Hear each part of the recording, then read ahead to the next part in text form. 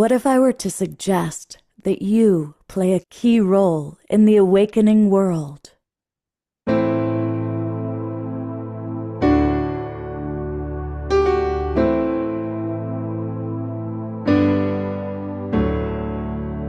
that you are watching this because you have heard the call.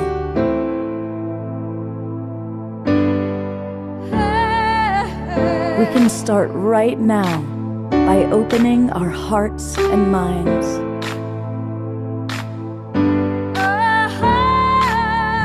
Welcome to the awakening world.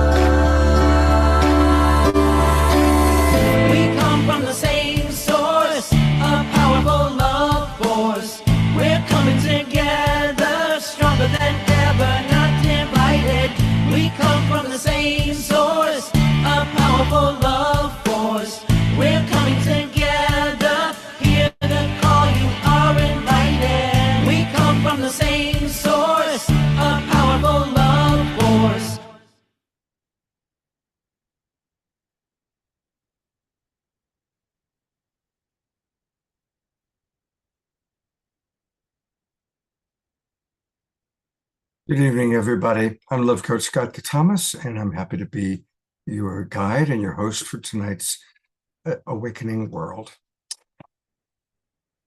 We had planned this show a while back, and just today, some of you may have seen this, some of you may not know, Dolores Huerta, who is one of the primary figures in the movement for farm workers' rights, after over 60 years of silence, today released the information that she had been sexually molested by Cesar Chavez and had 2 of his children out of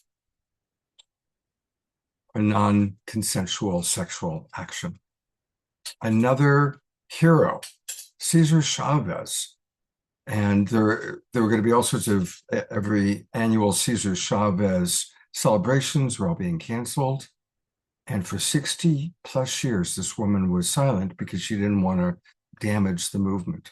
That happened today. There clearly is this incredible part of the awakening world, which is the unveiling and the finally shining the light on the crimes that have been perpetrated. And tonight we're going to take a look at, we're going to be with 4 amazing women, all of whom I have so much respect for. And they're going to share how they have taken challenges in life and made beautiful and powerful creative expressions. And we're going to see some of those creative expressions. Some are videos, music videos, movie music. And so that's what we're going to do tonight. And we're going to have a very powerful conversation. And we certainly want to include all of you in that conversation. So thank you for being with us. Speaking of being with us, our beloved Omashar is not able to be with us tonight because he is just arriving today at the Sedona Ascension retreat, which I had actually originally planned on being at, but that didn't quite work out. I'm here in the Bay Area instead. And so we don't have Omashar in person, but we do have an Omashar video. And I had that pulled up and somehow it disappeared. So we're going to get it again. You may remember this one. It's called I Am the Lover You Are Looking For, that you need. I think it's appropriate for tonight's show. Let me make sure that I can, yeah.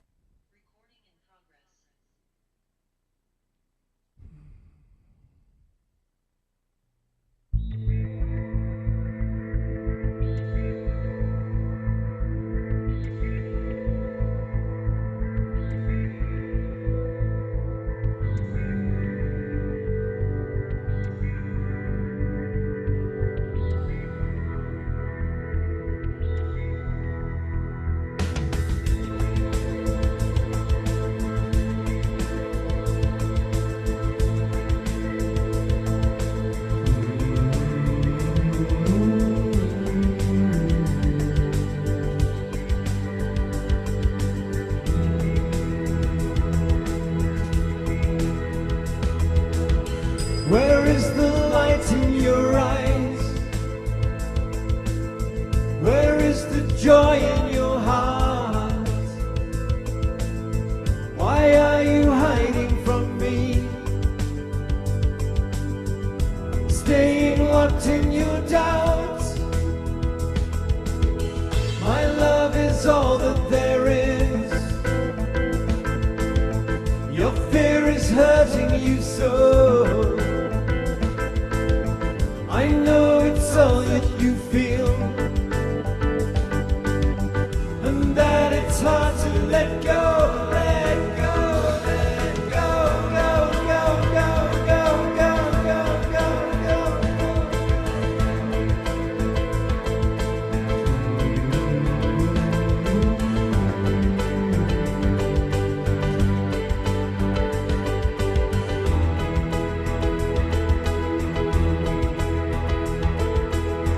Again, that look in your eye. You do not believe in me. You'd rather live in your dreams. I've come to set you free. I am the lover you need. I hold my hand out to you. All I ask is your trust. I love you more than you know, and I love you, and you, and you, and you, and you, and you, and you, and you,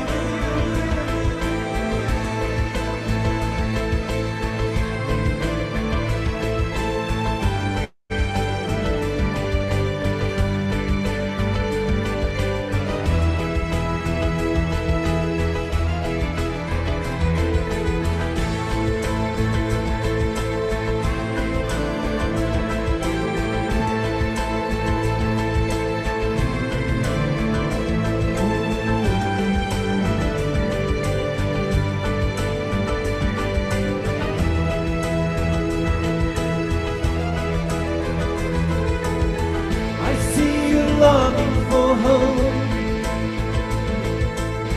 You need to feel you belong, and that there's purpose to life. Come back home.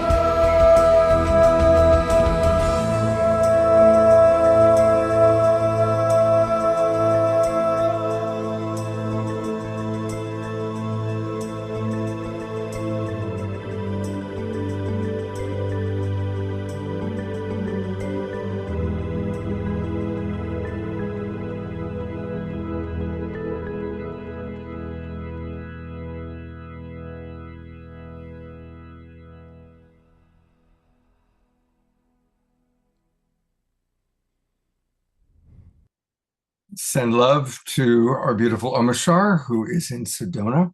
He just arrived today. And you probably all know this, but when he sings his songs, for example, when he says, I'm the lover you need, he's not referring to himself, Omashar, the human being. He's not that vain. The key to almost all of Omashar's songs is he's singing from the voice of the eternal beloved of divinity. So I just wanted to make that clear to people, especially given tonight's theme.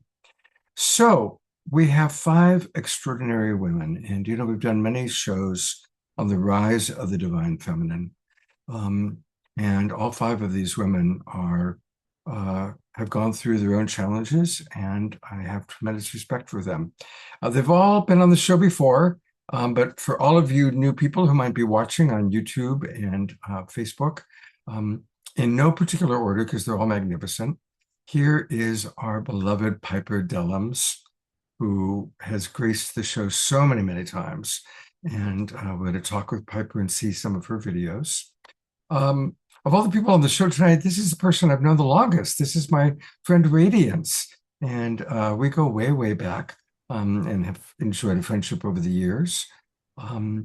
And Tess, actually, you know what? I knew Tess Cacciatore before I knew you. Now that I think about it, Radiance. That's right. I was wondering about the timeline, but I'm No, fine you're with no, no, whatever. no, But I'm Tess. honored to know you both and Yeah, Piper, and I'd love to meet the other ones soon too.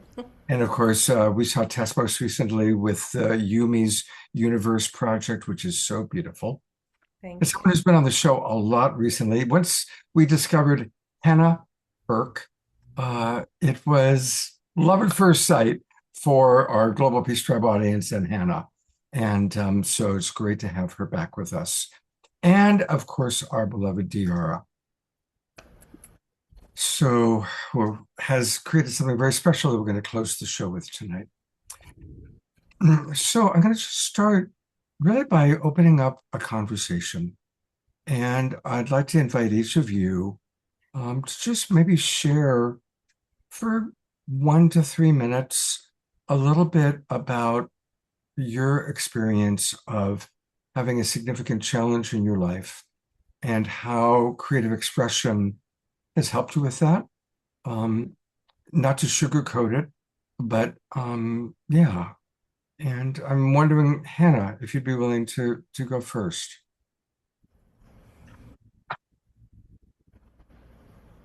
Hi, thank you, Scott. I'm open to going first. I feel also if there's someone's heart who feels particularly like ready, I would love to invite that. I'm feeling, is there someone?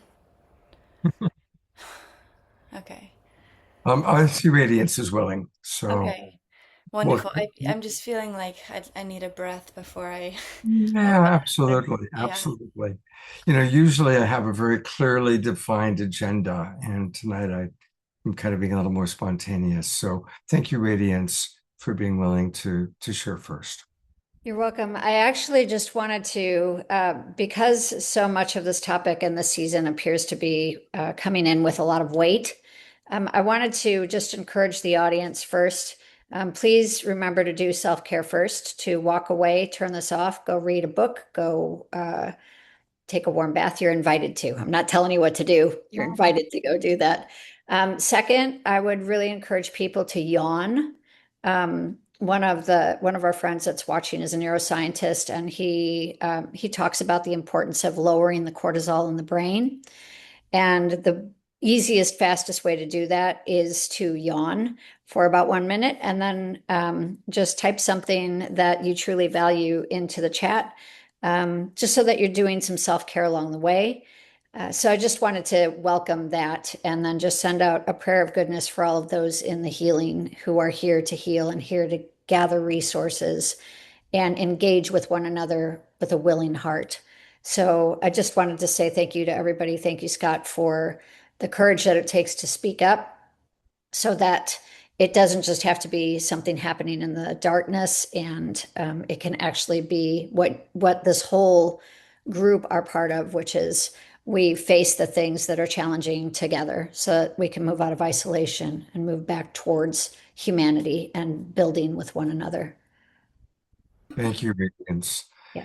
And while we have you, do you want to share a little bit about your inspiration for the film we're going to see? And I'd love to. Again, this is a sensitive topic, so I just want to say if there's any children in the room, please ask the children to leave or mute, please. Second, my mother was child sex trafficked in a huge trafficking ring over 80 years ago in Chicago, and many of my family members were trafficked in that same ring. It wasn't until the 1970s so I've known about this for a long time, and the darkest of the dark I'll be very direct, from cannibalism on up. So it's the darkest of the dark that I have known about from a very early age in my life. What's important to me is that helping people to recognize that, number one, this has been going on. That this was being talked about in the last show. This has been going on since before the time of Jesus, and he just made it unpopular. So, sacrifice, human sacrifice, all of the diabolical has been going on for as long as there have been the humans being on Earth, and we have to have a willingness to turn back towards the light, turn back towards goodness. Within my own family, I recognized there weren't a lot of people talking about this, so I always felt very isolated in my knowledge of the darkness, and especially the darkness within the entertainment industry. So I worked it out through music. I would go to talk to therapists, and therapists didn't necessarily know what I was talking about or referring to. So I had to kind of map my own way, and I would speak a lot about the darkness in my music. And from that is where I found the most amount of healing. And the film that you're about to see tonight, Tess, I've been close friends with Tess for a very long time. She has a really powerful organization called Global Women's Empowerment Network. And she asked me if I would be willing to do the soundtrack and sound design for that film. So that's what led me into how to bring empowerment back to the people and get people talking about this. So if you're going through it, you're not crazy, and we're here to be of support. Thank you. And I've gone ahead and brought Tess up because it seems like a good segue to kind of hear from you, Tess, a little bit about what's led you to make films like The Rescue. So I do want to address one thing, Scott. I'm so grateful that you brought up Dolores. I saw the news today, and I just want to cry over it because I've met her many times. And the fact that she's 95 years old and she finally gets to have that release of sharing her story makes a slight positive part of it all. And the word on the street, because there's so many monuments and streets named after Cesar Chavez, and they're talking about taking all of that down and renaming it after Dolores. So I just wanted to send a lot of love to everybody that's in her family and impacted by this situation and the story. But most of all, to encourage and invite people to really share their stories. We have a program under Gwen that is about Reveal to Heal. And our neuroscientist friend, Mark Waldman, as Radiance mentioned, is on the watching here. And we're about ready to embark on a series of healing workshops and seminars. So I want to invite everybody to, keep in touch with us through Scott and other people. My own personal journey, I started talking about the trafficking issue about 20 years ago, and I was shocked at the statistics and surprised at the fact that these statistics had been out there for so long, but so many reporters and journalists that interviewed me were shocked at what was going on. It was almost like to me, the veil has been lifted, and now we get to heal from it. We get to come together in community and to be able to continue to reveal and to heal, because I believe that everyone has a story to share. And I've had my own personal domestic violence and relationships. And another story that I haven't really talked about much, but I'm getting ready to, is that I was actually human trafficked. There's a difference between human trafficking and sex trafficking. I was human trafficked by a dear friend, who I thought was a dear friend, in Africa.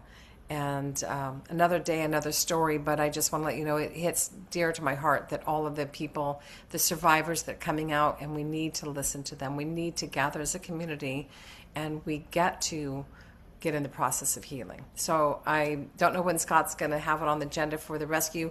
It's a very important movie to me. I slid it into a production of a TV show that I was working on during COVID, and I was at the Marriott Hotel, and they had a sign in the lobby that said that they give education to their global employees about how to watch for trafficking in the hotel industry, how to watch for people with suspicious behavior that's really marked and identified into behavioral signs that we can all be witness to and all be aware of. So I immediately shifted in my production of the TV show and slid into writing the script and shooting it within 2 days. And it was a magical moment, and all the actors on my TV show switched gears and became the characters in the movie. So I knew it was divinely guided to have that story be told. And this was in 2023. We won over 20 awards in the film festivals, including the Whistleblower Film Festival, which I'm really excited about. That, you know, part of that whistleblowing thing, when I say excited, it's not like, you know, there's weight in words, but I am proud of the fact of the whistleblower. I also was with Piper on the Illuminate Film Festival. I'm really honored to have that award as well. The whistleblower to me is about standing up and have our voices be heard. And when I was able to come back to Radiance, as she mentioned, we go way back, and to have her put that beautiful soundtrack with her daughter being one of the voices, Radiance being one of the voices, and my dear friends that are part of the Radiance music world in Indiana was able to put this beautiful score to piece, because there's not a lot of dialogue. I wanted the emotion to come through the visuals and the light that came through the hotel room, which that was divinely, like the light coming in right now. It was God's light that came in on that. You'll see in the film that was totally gifted by the universe. And I'm really honored to be here. And thank you again, Scott. And I'm not sure when you're going to watch the film. Well, I think let's show it now. Okay. Yeah. Such a build up. Radiance, is there anything you want to add before I show it about the film? Is there anything you want to say before people watch it?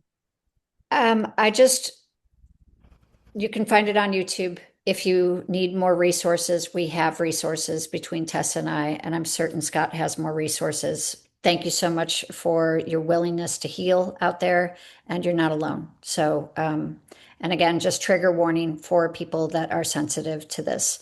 Please turn it off if it's too much, and then come back for the conversation. Thank you. Okay. All right, here we go. The film it's not long. It's 6 minutes, and it's beautifully done. I've seen it a few times, and here we go. It's called The Rescue.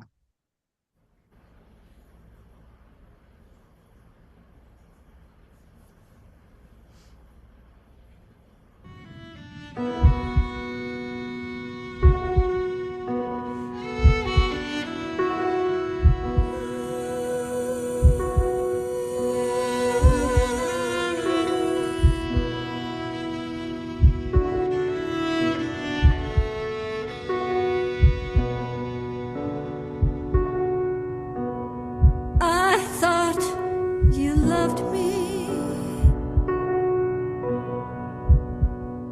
I thought you knew. I thought you cared for me.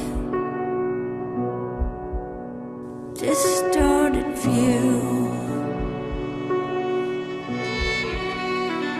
You said you'd need me. Your deception was cruel. You can't even see me from your distorted view. Romeo, Romeo. Stay here. Get on the bed and behave. Stay here. Don't answer the door to no one. I'm bringing back all the candy you need. You hear me? Listen. I'll be good, baby. You gonna be good? Yeah. You're always good. I am. Come here. I love you. What? What'd you say? I love you. Come here. What'd you say? I love you, baby.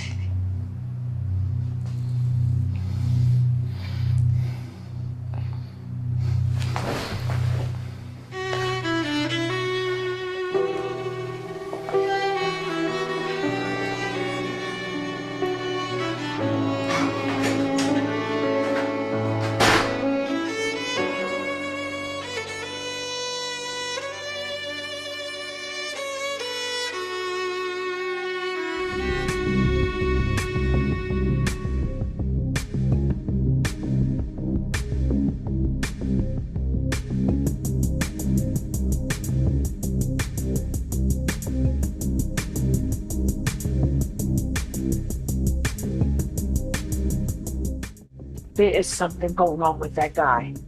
I noticed that too. Well, what room is he in? Let me check. Room 805.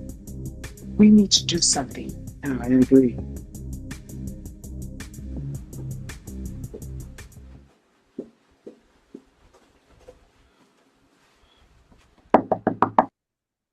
Hello? Is that you, baby? Hello, is anyone in there? Are you in there?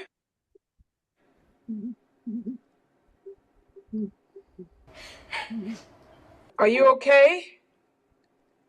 Roswell was the home of the 509 bomb group. This was the only atomic bomb.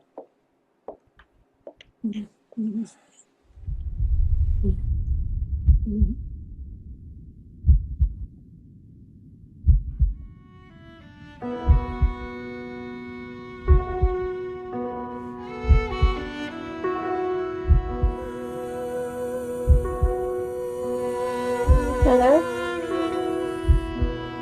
Are you okay? No. Do you need me to call authorities? Yeah. Okay, you stay right in the room. Okay, lock the door. And I'll be back. What if he comes back? Don't worry, we're gonna catch him from downstairs. You just stay in the room. Put the lock on the door, the other lock. Okay? You're safe now. You're safe. I'll be back. You're safe. Rescue, rescue. You're sealed and delivered.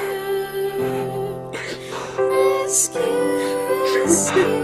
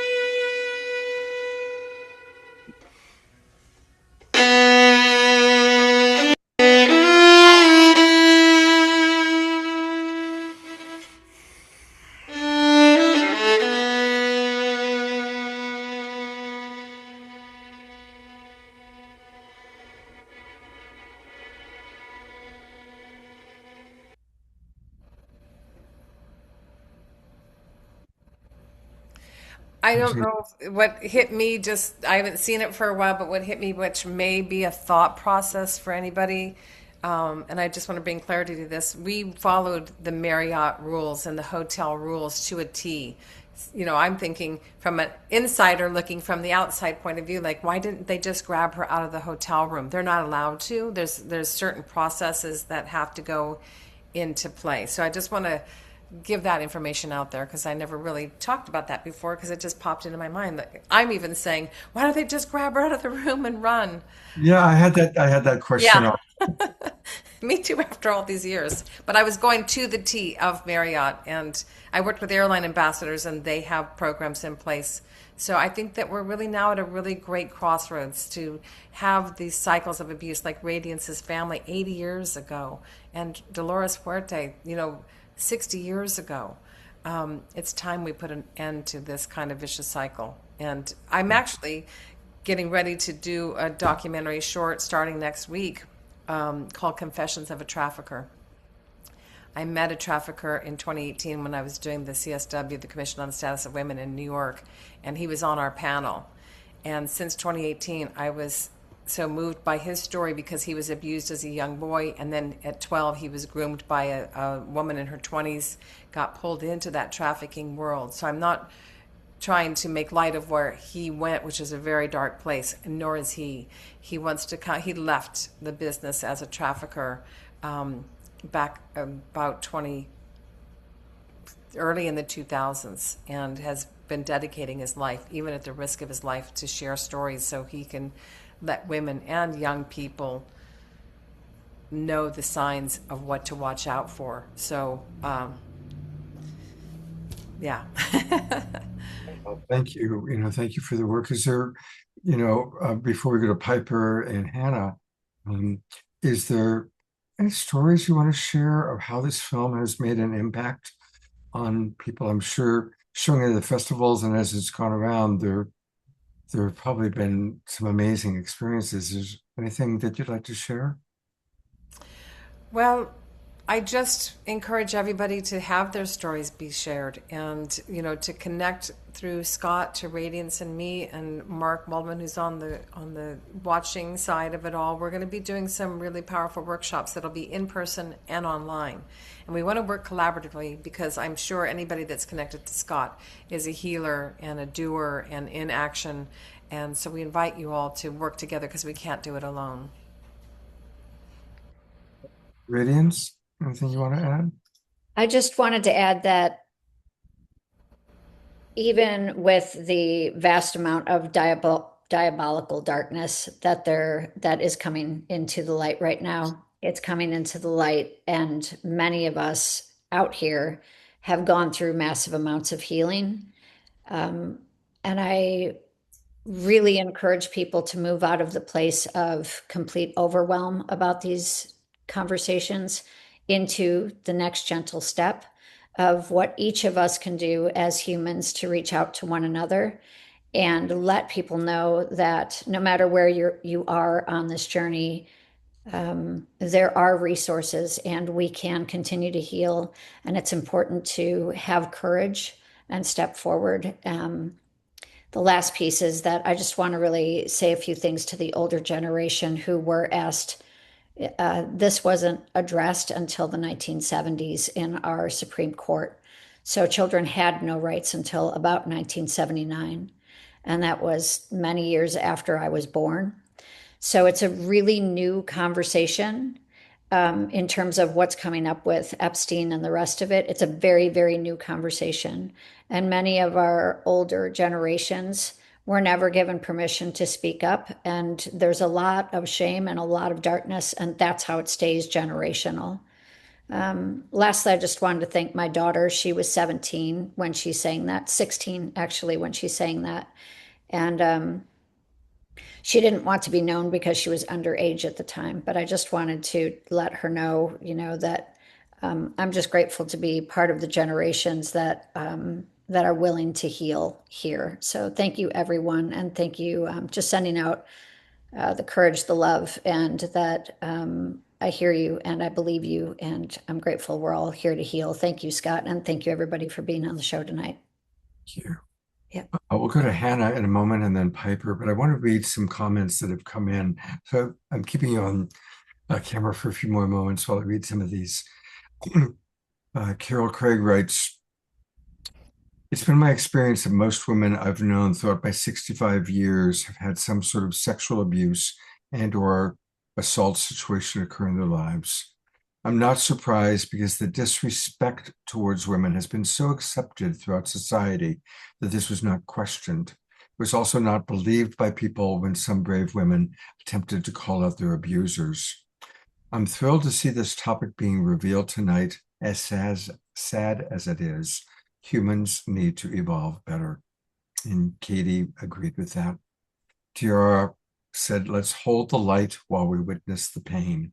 Righteous anger firm." Eleanor Joy writes, "Accolades to each of you for pursuing this subject. My heart is bleeding." Therese commenting on DeArah's line about holding the light and witnessing the pain, and yes, we must do that.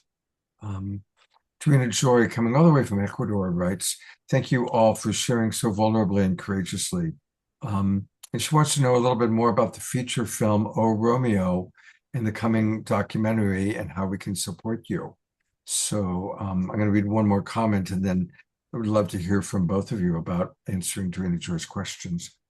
Finally, Susan Blomquist writes, your words, Radiance, will attract others because of the authentic desire for your healing and others' healing. May many come to your workshops and bring light to these difficult subjects. So, Thank you. Thank you.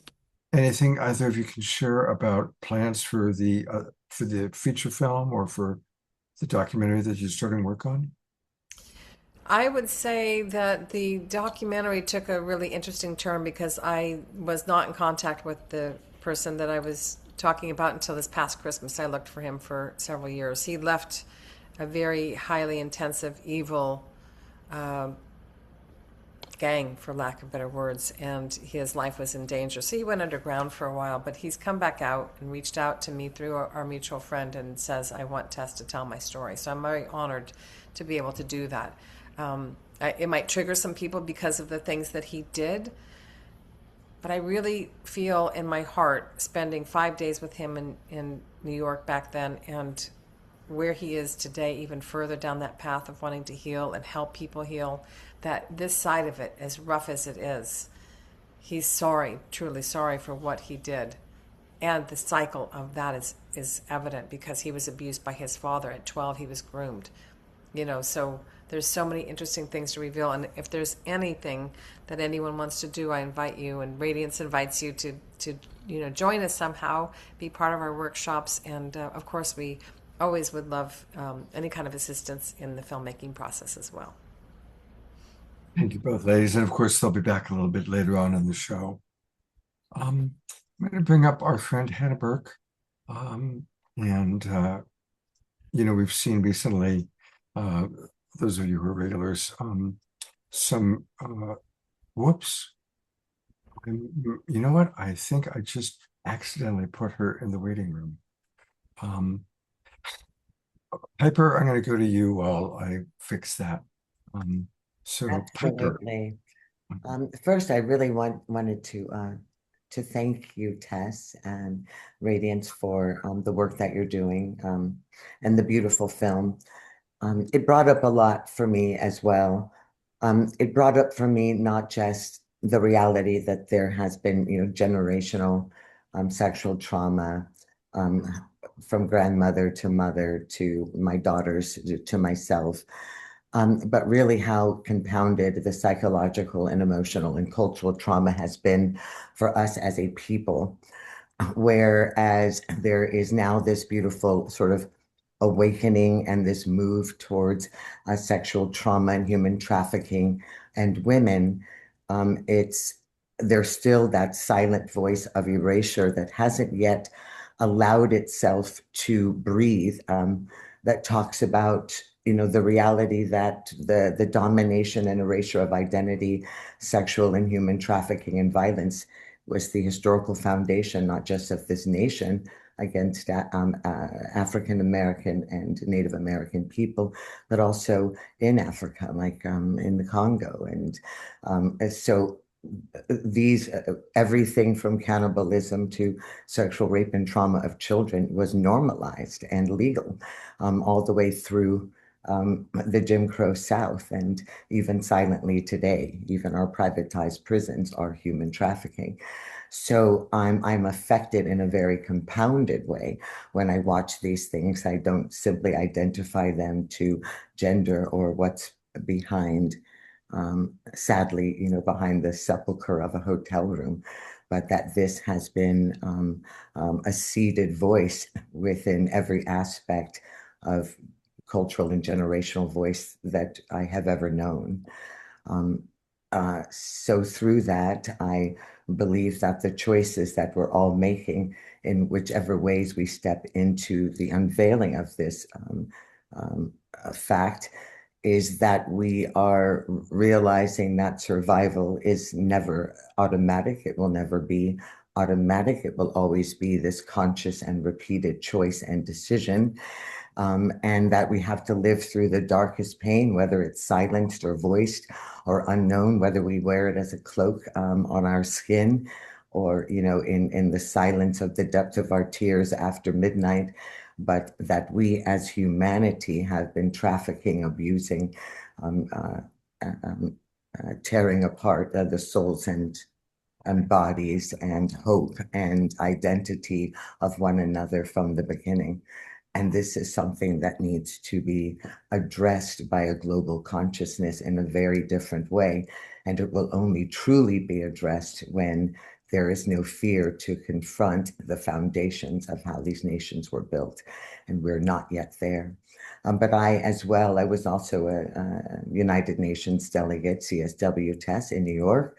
And that sent me to many places around the globe. But one very significant place was Belarus. And this, of course, was after, the unveiling of my own childhood sexual trauma at the hands of a babysitter, my daughters, all of the silence that we hold that push us into compassion. But I went to Belarus to help uncover the homosexual pedophilia of 10,000 orphan boys over the course of 40 years.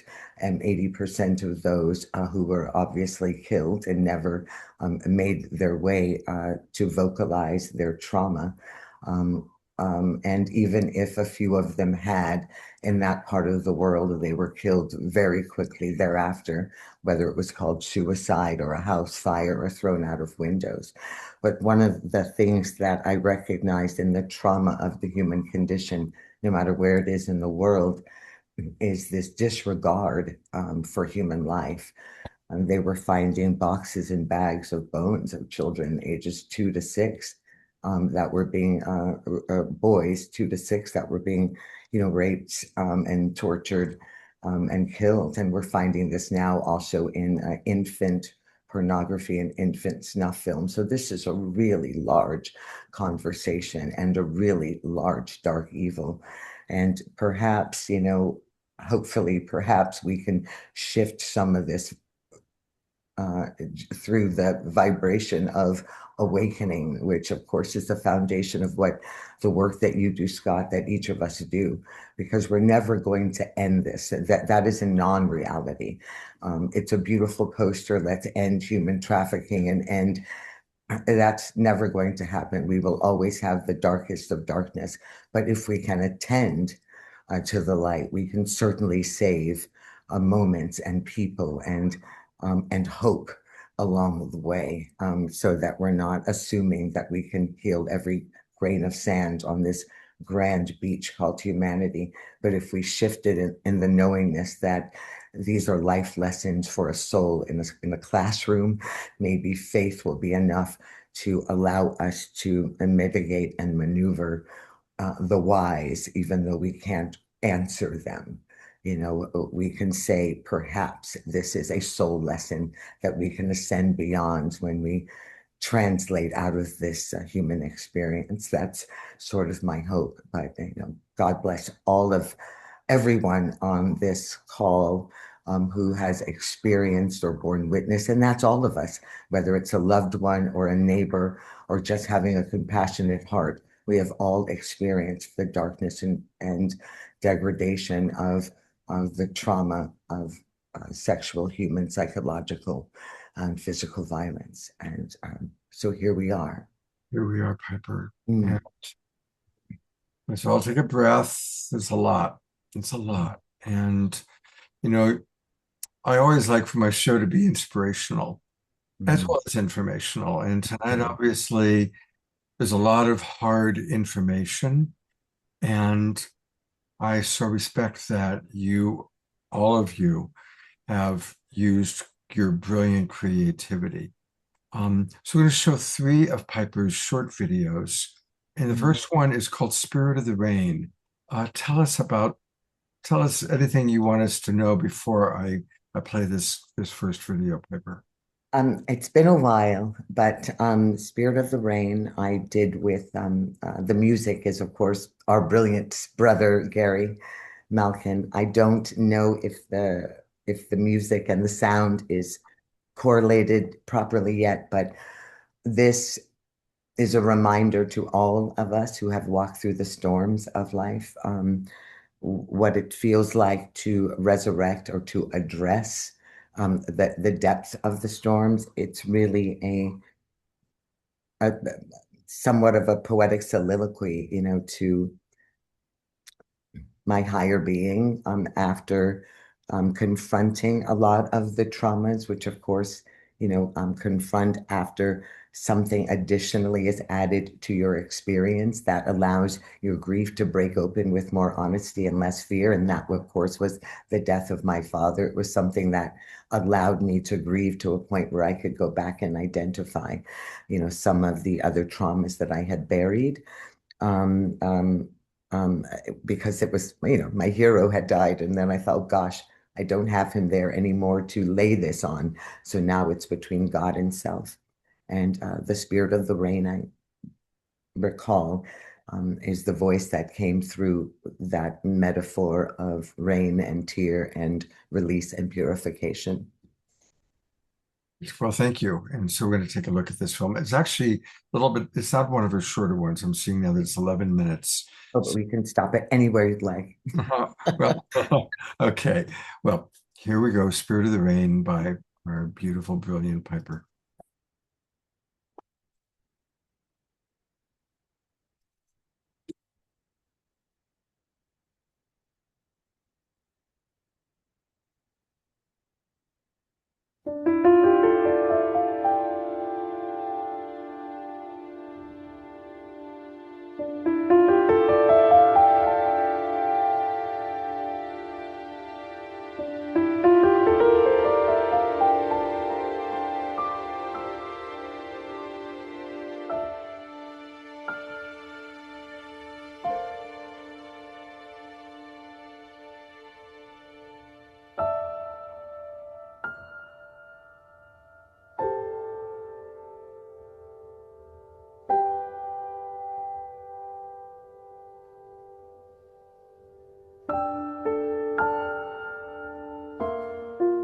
When the midnight sheet of black and silence creeps into my dreams and into old bones, wrapping my breath and my wonder in skeletal cloth.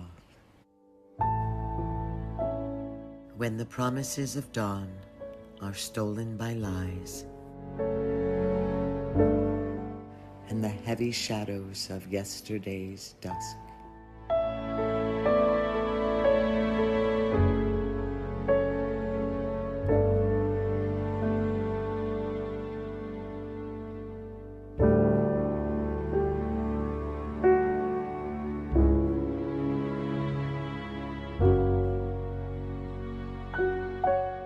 When purpose is lost and laughter forbidden, when my lack breeds shaking and hope's womb bleeds barren.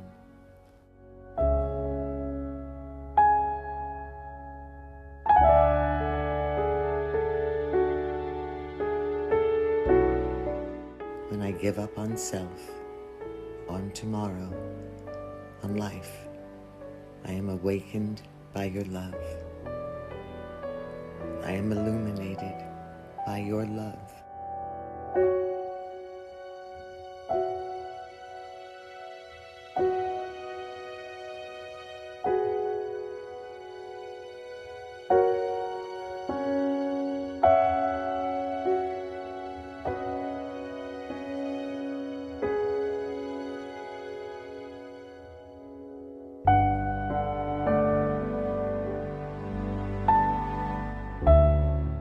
I am healed by your love.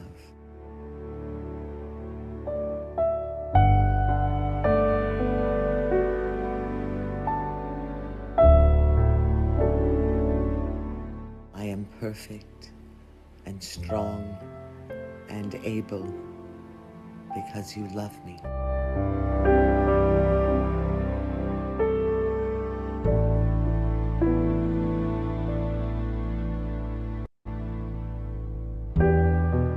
Though I am lost in the seasonal rain of suffering and fear and shadow and doubt and those things of make-believe, I walk through the storms of this life and I remember you. And when I do, I crawl from the sepulchre of my broken heart, where tears fall like rain, and I see beauty and eternity in every star, every rock, every scar, and every blossom.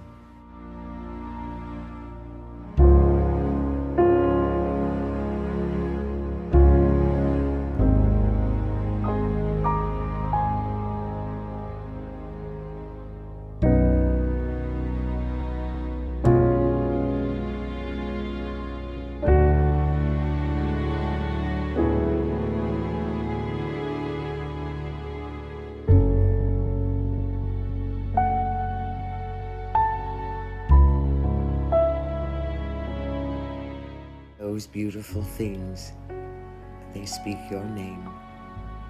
The rain carries your scent, holds your beauty, and holds my heart. Life is full after the rain, for it brings the promise of new life,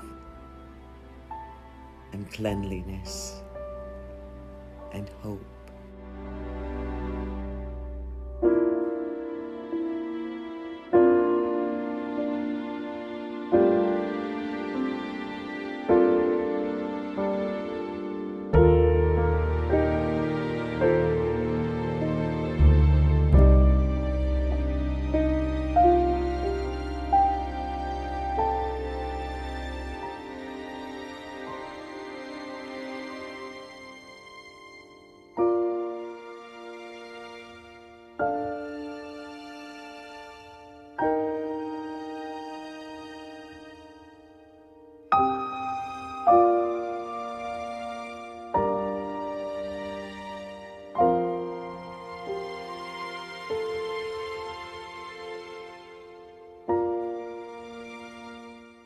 Will I find hope after the rain?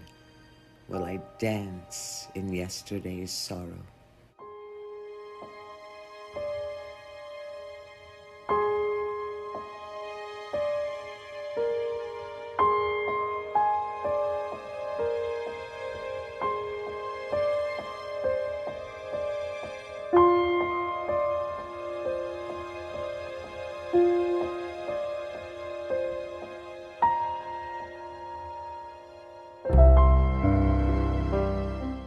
Every morning, because you are in the world, I overflow, because you are in and with me.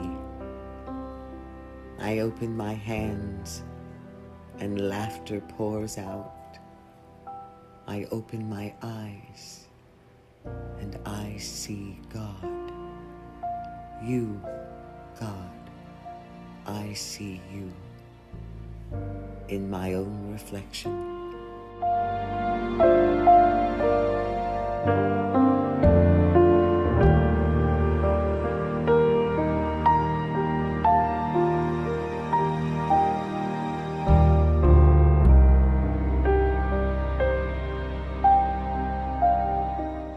In the silent spaces where you are only in fragrant memory, I am paralyzed by the fear of everything. Although I am good at pretending, I spend most of my days alone, uncertain of my purpose, how I'm going to survive, unhappy with how cruel the sands of time and the past have left me, scarred and bruised and unrecognizable to myself. I don't know what your beautiful eyes see in me, oh God. Don't understand the way you love me. I am broken in places too deep to see, and empty in places where only you fill.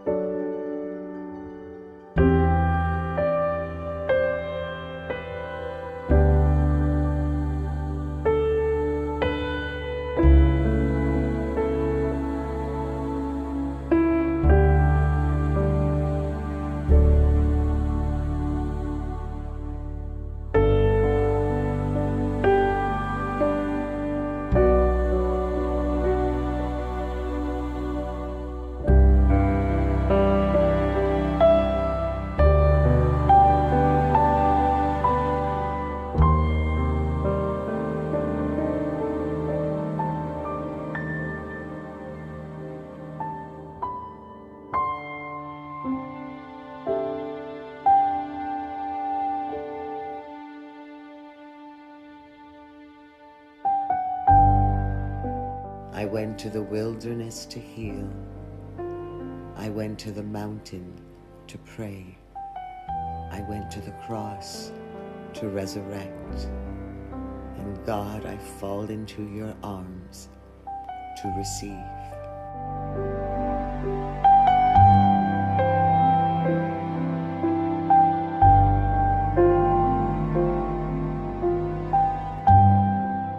My beautiful God, my hope, my Savior, my peace, my stillness, my silence. You make me feel so beautiful. And yet I see in my reflection, deeply in the rain, not how ugly I truly am, not how wilted or battered or deeply and woefully tired. I see you. I see beauty. And I again can pray and dream and believe and breathe.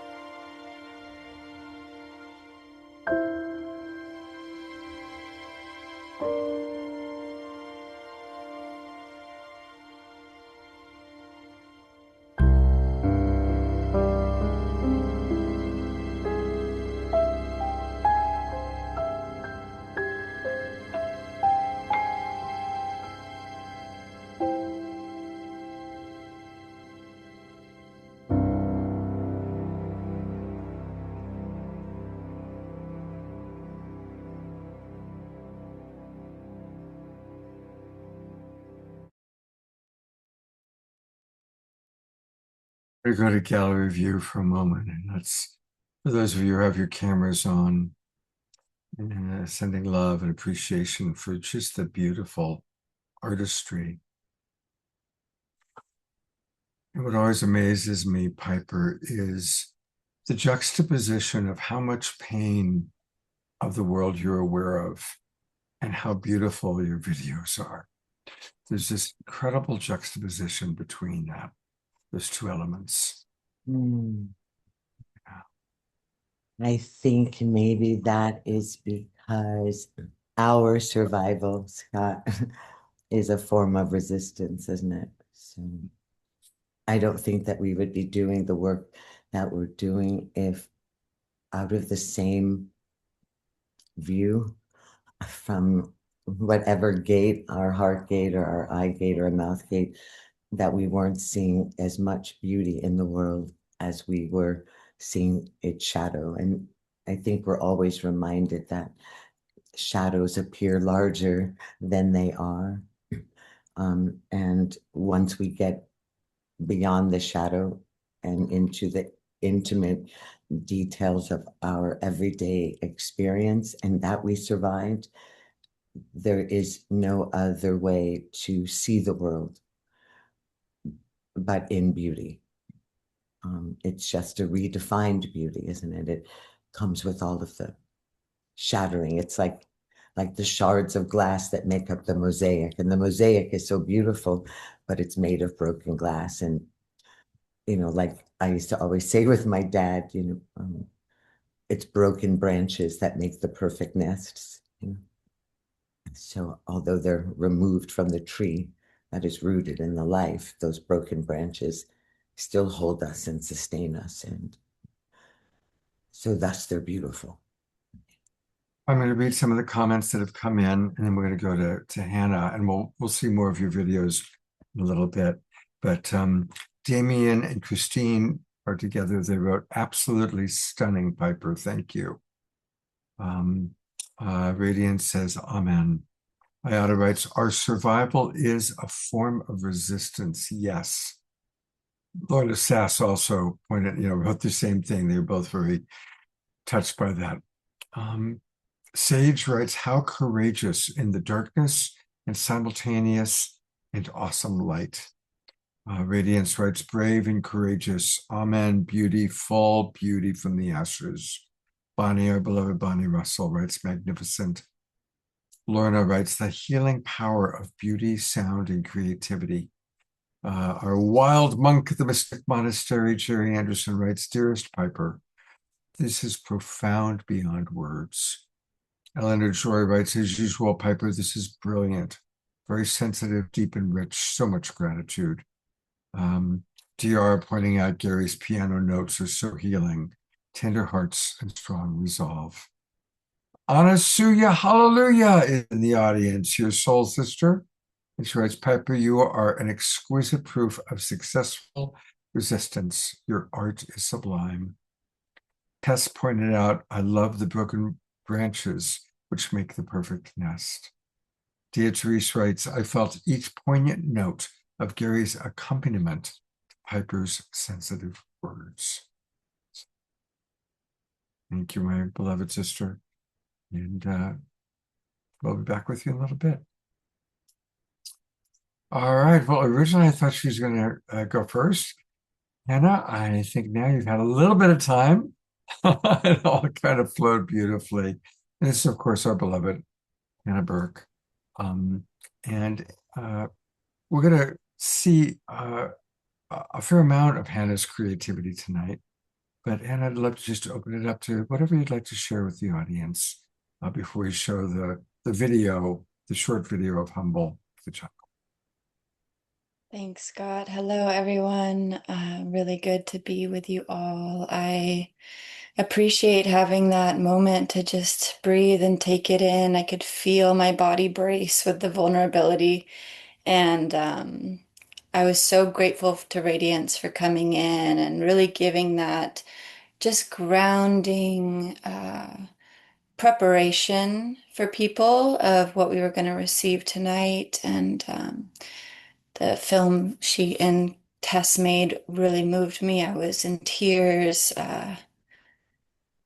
And Piper, just wow, you are you're brilliant, and I just really love your words, your offering of words. I feel them in my bones, and I will always remember the writing that you offered and gave to Scott on his birthday a couple months back. It was just truly profound, and happy to be here with you all, and DeArah as well, and everyone in the audience. I'm feeling particularly like raw tonight, and that yeah, both personally and I think with the added layer of like coming on to share vulnerably. But I really truly believe and know that art holds a sacred power. Before I consciously reconnected with spirituality as a pathway through this world of form, I found what I was searching for early on through art. Before I knew to explore the unseen or what I was experiencing with these glimpses or visions or energies or non-ordinary reality from a young age, I didn't really have a language to hold my experience. I was highly sensitive, was attuned to subtle energies, but I grew up in an incredibly patriarchal home.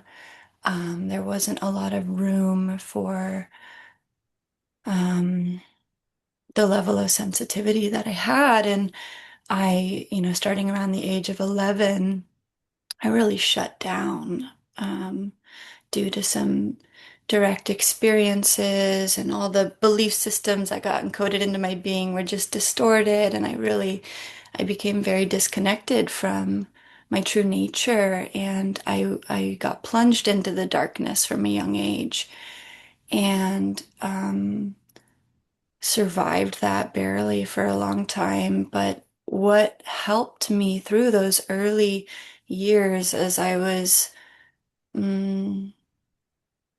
navigating blindly tremendous unprocessed pain and darkness, and a sense of like feeling like I did not belong in this world.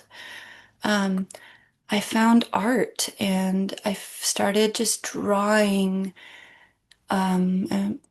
all sorts of unusual things. Nature with faces on it was a huge theme I explored in high school, and I started writing songs as soon as I picked up a guitar. I just learned a few chords, and all of a sudden I had a lot to say, and I would process my world through singing or through drawing, but I wasn't talking about my experiences as much as I was channeling them into some form of visual art or songwriting. And I felt like the artifacts I created mirrored back to me something I had lost touch with inside of myself. Like they showed me these glimpses of beauty or magic or mystery that I did not feel inside. I felt far away from those things. And I I went through some pretty intense um, experiences in my 20s, including suicide attempts, and was hospitalized multiple times. And then I went through a very, very, very psychopathically abusive relationship that I barely escaped from. And that was the turning point in my world where I no longer knew, like I was just living on this, like, I really don't know how to be in this world. I don't understand how to live in this world. And I was at that threshold point of I'll do whatever I am able to learn how to heal myself and connect with this divinity that I had a glimpse of. And the Divine Mother, it was the Divine Mother who like was calling me home to myself and to my soul, and to learn how to move energy and heal and work through the shame I felt through being vulnerable, through finding spaces where I could safely open up and process and begin to connect to my body somatically. And ultimately, I went through psychic development training, and that really helped me understand the nature of reality is like vibrational and frequency, and how to release those foreign imprints of just stuck trauma and abuse and programming and conditioning and mother father's energy and lineage stuff, and release what was not my true essence, and begin to call back my pure spiritual energy, my soul essence, and my spiritual nature, and encode that back fully, and begin to move through the world, understanding what I had not learned growing up was that there is this pathway of divine feminine knowledge that, we go through darkness ultimately as an initiation to remember our greatest light and our direct communion with Source. And it's such a gift today, but it is so fragile and it's so tender. And, not everyone survives that journey, and not everyone gets a glimpse of the divine or whatever it is. Many do and many don't. And I don't know how to make sense or order that, and I don't need to in this moment. But I was able to hold on to this thread, and I really feel like through the grace of the Divine Mother and this feeling like there's something much deeper we're doing here on this planet at this time, I began to heal. I began to heal myself.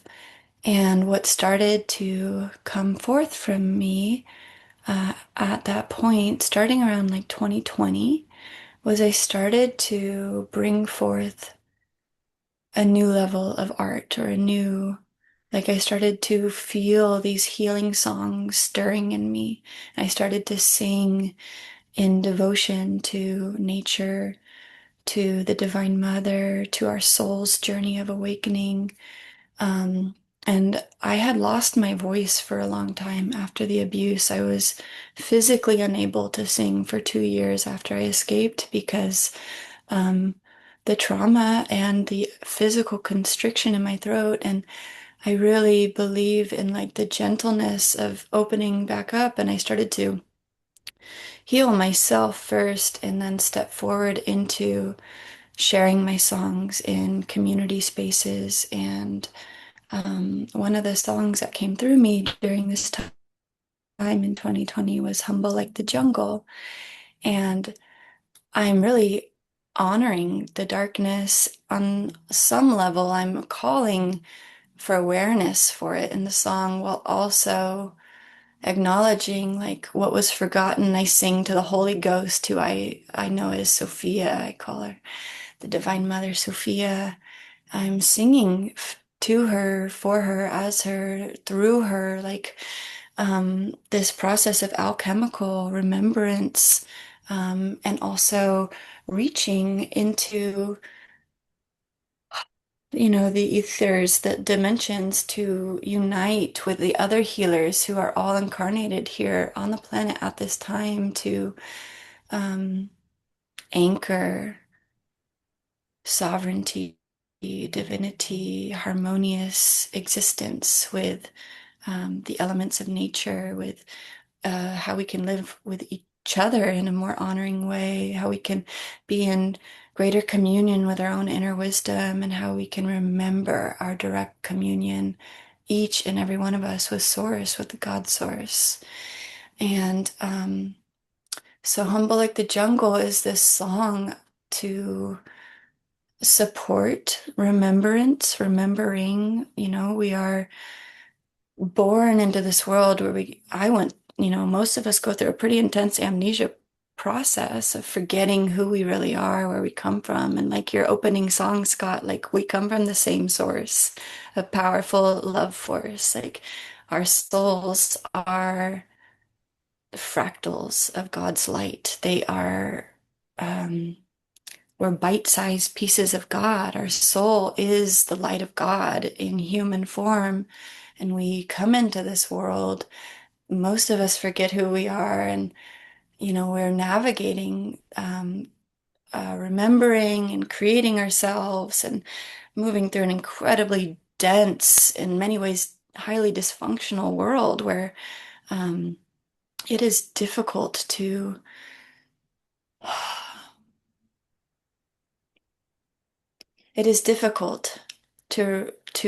truly connect, to get connected again, when there's so much we're being bombarded with, that wants to keep our awareness focused outside of ourselves, or keep us in a state of disconnection within ourselves and with one another. So I believe, especially like as women, as we remember our spiritual power, and our ability to walk in deeper states of direct communion, we actually initiate a lot of change by recoding reality through remembering our sovereignty and our boundaries, and saying no more to the disrespect, and finding that strength in ourselves and help inspiring that strength in one another. It's time for our voices to be heard. And I know that's incredibly tender, and there's a lot of rage and so much emotion there. And may that be channeled into an absolutely like evolutionary pathway, for each and every one of us to remember how to live in right relationship. And yeah, I think Scott wants to share the music video I made for Humble Like the Jungle first. And this video was released 2 years ago. And it really goes into my personal experience of moving through the underworld and the shadows and beginning to have visions of my higher self, this future time, and like knitting my consciousness back together. Like my higher self begins to heal my woundedness, and I emerge from that state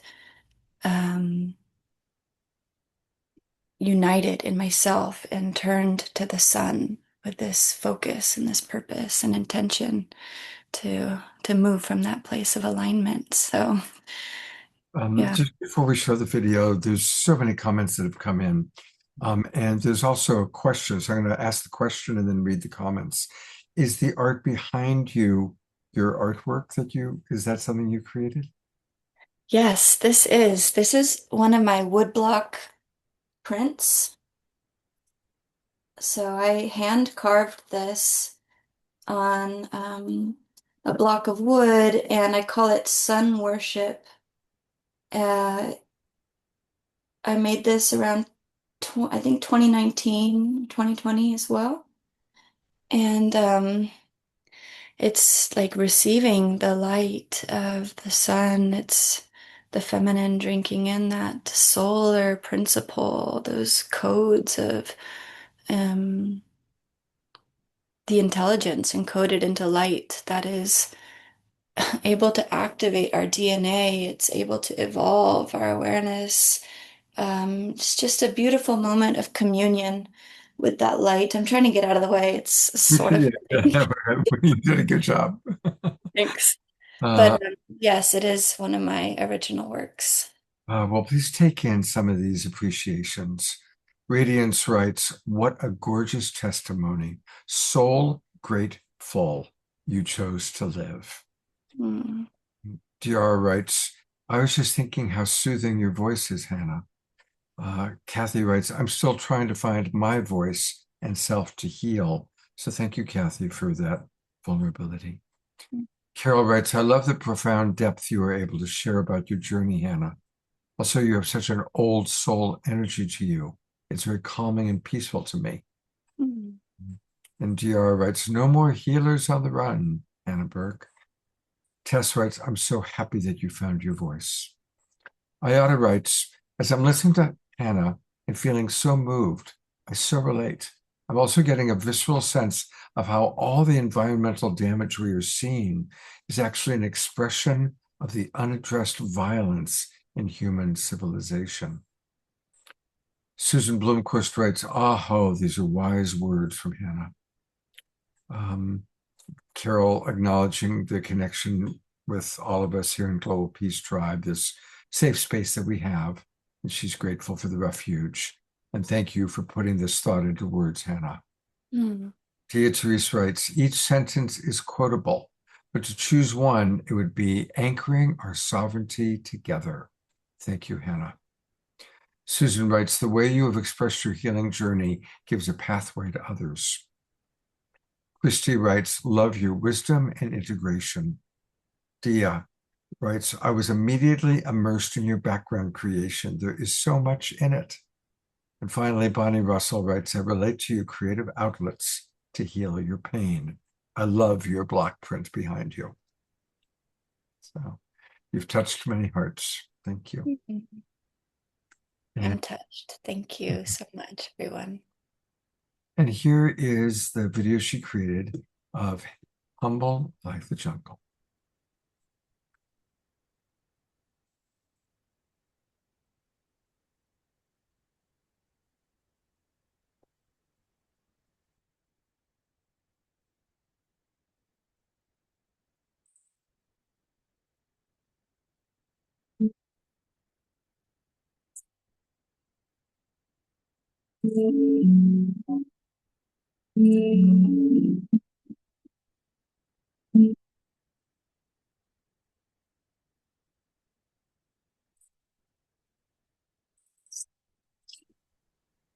Yeah, it's not plain. It's not plain. It's not, something's off.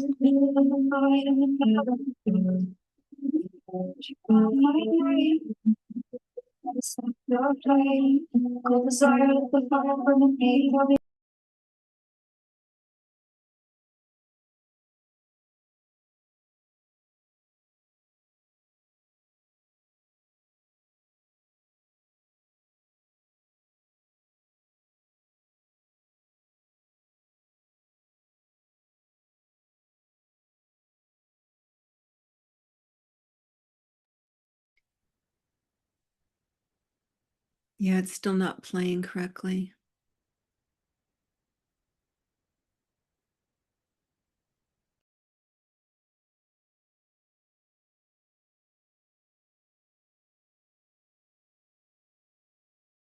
No sound, no video.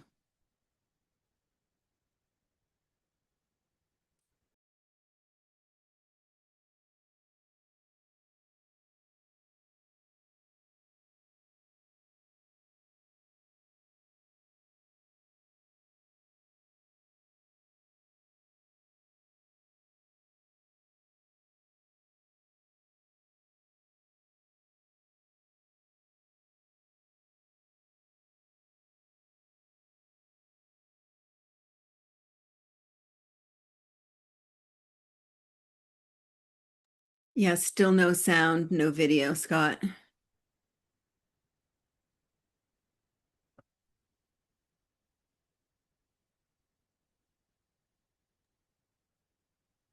Hannah, could you explain a bit about your experience?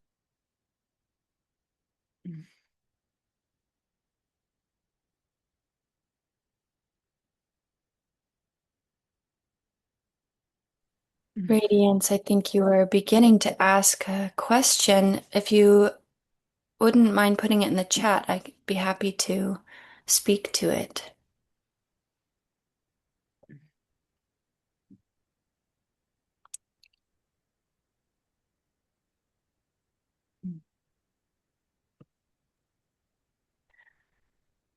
God, Um, nothing playing.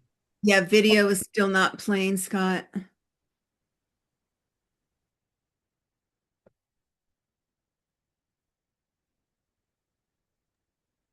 The video is not playing? No, it's not playing. Is that true for everybody? yes. Oh my God. That's the strangest thing because it's playing on my end all the way through. So all this time you were hearing it but not seeing the video? Not hearing. That's correct. Just a blank screen. No hearing, no seeing. Well, that is really strange because, okay, well, let's go back and try this again.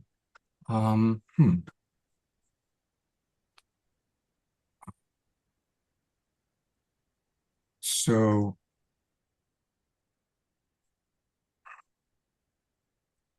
do you see anything there? Like that's how far along we were in my as I was seeing it. But we were just seeing a black screen. We see visuals now. I'm gonna. It's Yeah, strange. first time seeing something. All right, let me try going to full screen and see if that somehow changed it. Are you still seeing it? Okay. Are you seeing? Yes, now we can see Humble, like we can see the beginning frame. And then I'm going to go to full screen all the way one more time. Okay. We can hear it. It just. And can you see it all now still? No, it stopped. As soon as you clicked it to full screen, that's when it paused it for us on this end. Now we can hear it. Yeah, okay. Well, so what I'm hearing is when it's like that, yes. You can see that? Yes. Yes. Yes. And it was moving and we could hear it. All right. Well, we're going to try one more time. I'm so sorry. Here we go. Let's try again.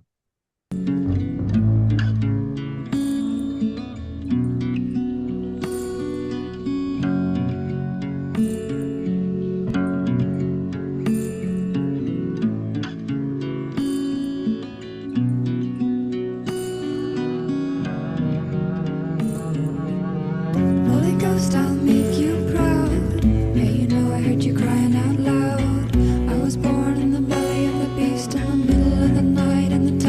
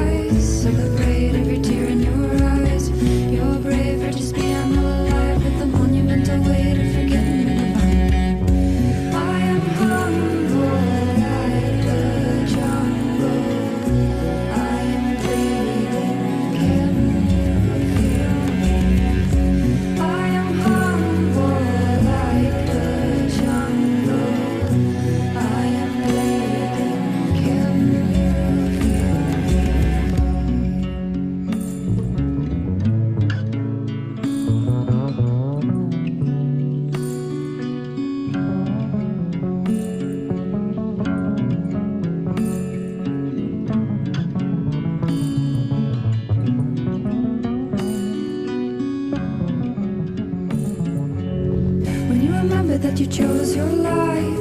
There's no need for you to run and hide. I'm sick and tired of the shame and deceit and the fear of never knowing when the mission is complete. There's a presence trying to steal your mind. Move your shadows out into the light. Choose to love and you will heal, and time will let the fear of the unknown continue to swallow your life. I am humble like the jungle. I am bleeding. Can you heal me?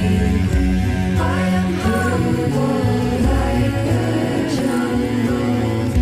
I am bleeding. Can you heal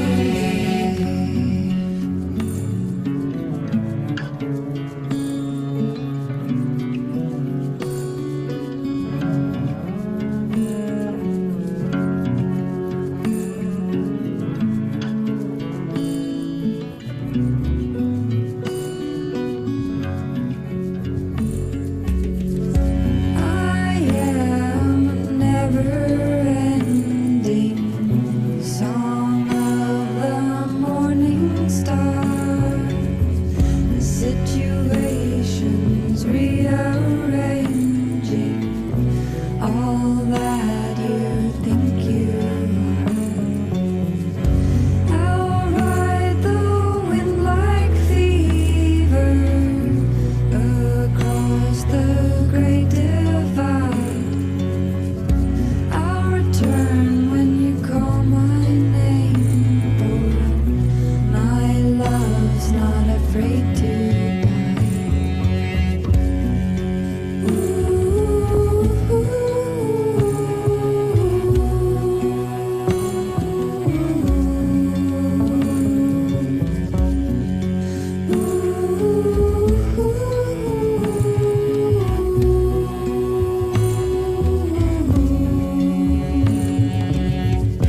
I am humble like the jungle. I am bleeding. Can you feel me? I am humble like the jungle. I am bleeding. Can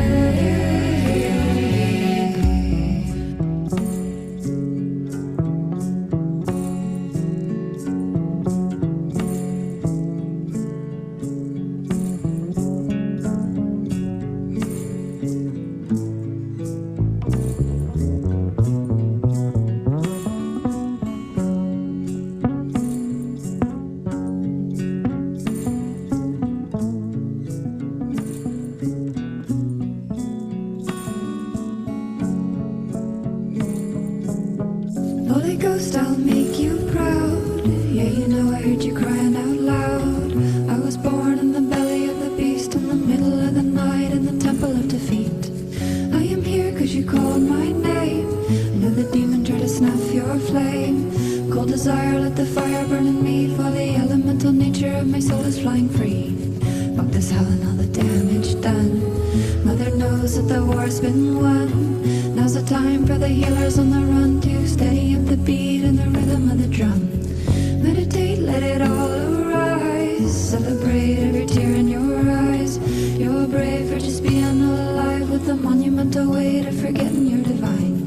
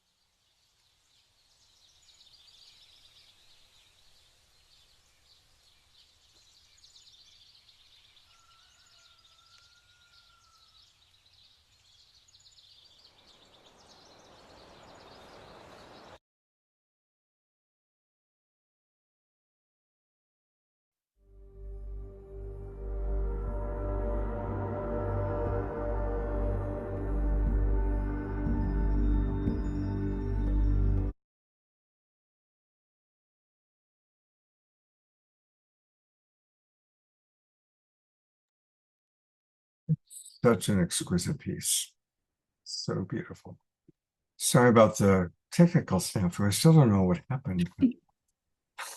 No worries. Yeah, it was a funny minute or two, but thanks everyone for staying with it.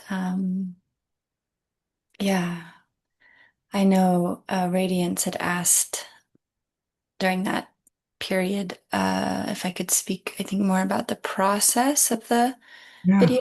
Um, and yeah, I collaborated with director Sean Lim for this, and he approached me after he saw me sing this song live and said, I'd like to make a music video. And we began this process of talking about, we'd go for these long walks and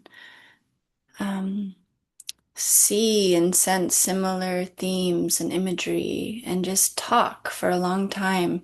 It was a very open-ended dream for basically 2 years. And then in the last year, the timeline just aligned itself for the forward momentum to begin to ground itself into being.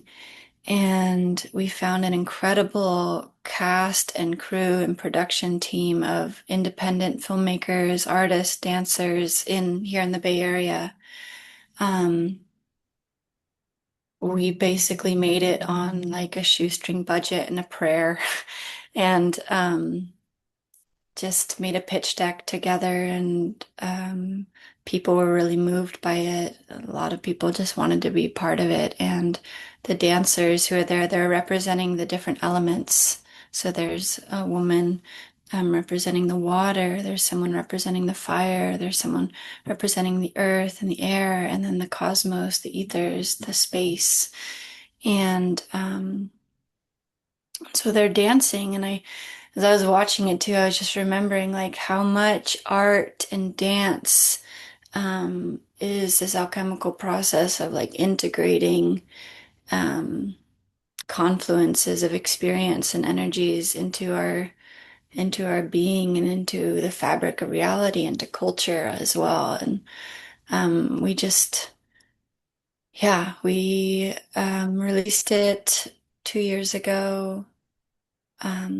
Submitted it to 2 film festivals. It got into both. It won a few awards at a local one in the Bay Area. It won Best Performance and the Marquee Award at the Locals Only Independent Film Festival. It was officially selected into Berlin Commercial in Europe, and it was also included in another local filmmaker screening here, and just an honor to be part of it. It's such it was a huge expansion for me as an artist who has focused so deeply on my singular channel and bringing through paintings or woodblock prints or songs, poems, and sharing that. But then to step into working with a team and everyone in their aligned role, working together synergistically to create visual storytelling to support the song medicine, the story in the song. It was so profound and very cool experience. We filmed the nature, the fire and in the woods out at Solstice Grove in West Marin. Maybe a few of you know of that space. They have some cool events and parties there on the solstice each year.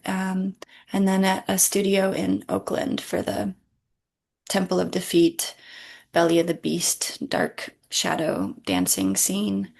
And yeah, we have an intention and a prayer to create another music video together, Sean Lim and I, for my song Earth's Daughter. And we actually want it to be a continuation of Humble Like the Jungle. From what can the wounded healer do? How does that manifest into the world once the healer is intact and in service? And we I've already started talking about what that will look like, and the vision for it is profound and very multidimensional, very nature healing, honoring the power of singing to purify, to cleanse, and through all dimensions of reality. And so we're gonna have a lot of fun with that. But again, these projects are unfolding on a higher timeline, and we hope to be underway with that in the next year. But they're massive efforts, and they're incredibly beautiful collaborations to be bringing into the world. Just yeah, it'll be a process, just as this one was. Thank you for sharing that. I'm going to bring up our other friends, our other presenters, and kind of just open this up into a little bit of a conversation. Radiance, what would you like to share? What do you feel inspired to share after seeing the beautiful work of Hannah and Piper? I just want to recognize how many generations are coming together and using the gift of storytelling and art to transform the diabolical and unimaginable back into God's purpose and light. And just really touches my heart to see. First of all, thank you again, Scott, for hosting this evening, but to recognize each one of us in, and I'm certain this is, well, I will speak for myself, for my own space, from my own, crying on the floor next to the toilet of nobody will ever understand. And wanting to end my own life, and then to recognize like how many of us in this journey are. I know that I have prayed for people when I've been laying next to the toilet and thinking like, anybody else that's here or going through this right now, I just want you to know that you're not alone. And that transforming those moments into the preciousness of the video that Piper was sharing, and the song that Hannah is showing, and the movies and the songs and the willingness, and that, the thing that changes us as humans is our willingness to lean away from the darkness, to recognize, yes, that's there. That was not created by humans. It was on set onto humans, but it wasn't created from humans. And that we have the ability to recognize it, to see it, to be, and to heal away from it and bring out this massive amount of beauty from the other side. And I think we are all, I myself am part of that growing journey. So thank you again. Just really felt, and yawn, everybody, please yawn. That was a lot of cortisol tonight. So please, everybody yawn and stretch. Tess, after you're done yawning, I'd love to hear what you'd like to share. You caught me in mid-yawn. Yes, and thank you, Radiance, for reminding us, because yawning has become a big process of healing. I work with this group of 25th graders that are working on the Yumi project with us, and just in being able, when going off the multi-generational healing and storytelling, it's really passionate to me. So I so honor Piper, your beautiful images, and Gary's playing, and then Hannah, the song was so beautiful. I had heard it actually somewhere before through another circle of circles just recently, as well as Scott sharing it the other day, and now seeing it again in your woodworking. And I'm just feel so blessed to be alive in these crossroads of where we are in humanity, and that we've all come together around the campfire of storytelling, and to be able to bring that healing together through art, through music, through spoken word, through architecture, through paintings. Anything that you all are doing creatively is just a really beautiful thing. And storytelling is a very powerful way to go. So thank you. Oh, beautiful. Thank you, Tess. Thank you, Radiance. Piper, I'd love to hear from you a little bit. And then I thought I'd play one more Piper video, and then we're going to conclude with really wonderful video that Hannah has provided from a recent show. But Piper, what would you like? I just love Hannah so much. I love I you. remember Hannah from your birthday and her presence. If you are able to feel the beauty and significance of this extraordinary angel on earth through this screen in person, it's like stepping into a divine light. She is so stunning. You are such a gift to the world. And I remember saying this to you, and I will offer it to you again. Um, I'm so grateful to be able, as older women and men, to be able to pass the baton into the hands of a generation that is so awake and so connected and so healed and so humble and so incredibly beautiful that it gives this exhalation to the period at the end of the sentence of our incarnations to say, we're going to be all right in this earth if we're passing the baton to women like yourself, Hannah. You're just a pride. You make all of us very proud. You're stunning. And I love how you meshed together the Holy Spirit, the Christ consciousness, and the wounded into that oneness at the end to see her significance, her significant elevation. Oh, it was you. It was the story of you. And we're grateful to be able to have borne witness to it. Piper, I'm going to play your Courage to Hope Again video. Is there anything you want to say about that before I play it? Oh, I think maybe Pachamama instead. Okay. I think. And the reason is because Hannah had an awakening in 2020 where a song was written for you. I'm not a musician, but a song was written through me in the middle of the night, also being rescued from domestic violence, and having newly been rescued and sent to a whole nother city that I'd never been in before, which is here.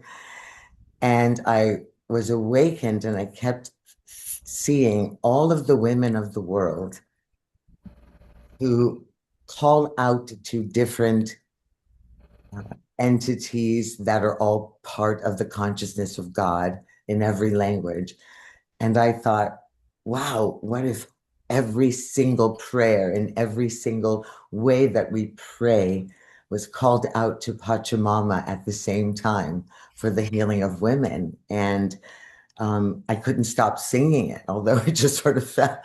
And then I ended up, calling a couple of my friends and I said, I'm going to sing something really weird over the phone. And would you mind singing it with me and putting it together? So it was, and just in case you can't understand what is being said, it says, Pachamama, wash me clean, Unkamaki to the grandmothers, rescue me, Allah, Allah, Abba Father, Eloheinu, Yahweh, Abba Father, Yahweh.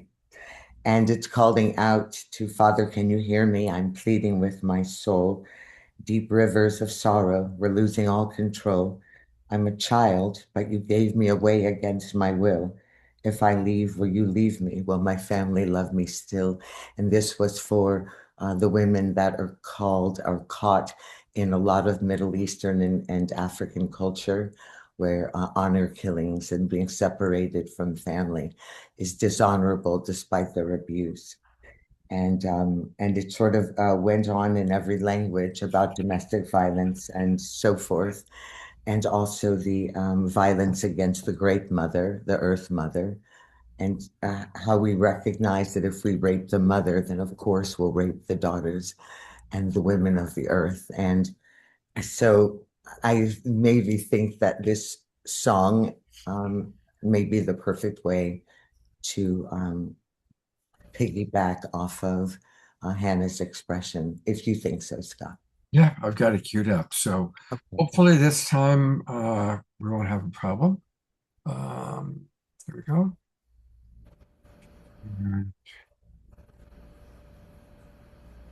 There's no sound at the beginning of her dance, by the way. So don't don't be worried if there's no sound.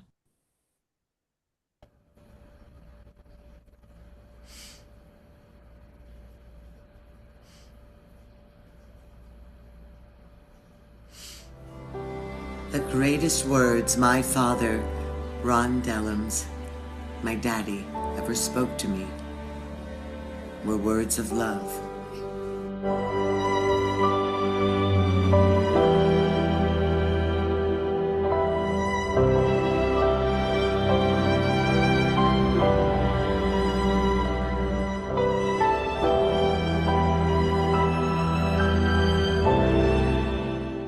I woke up suddenly.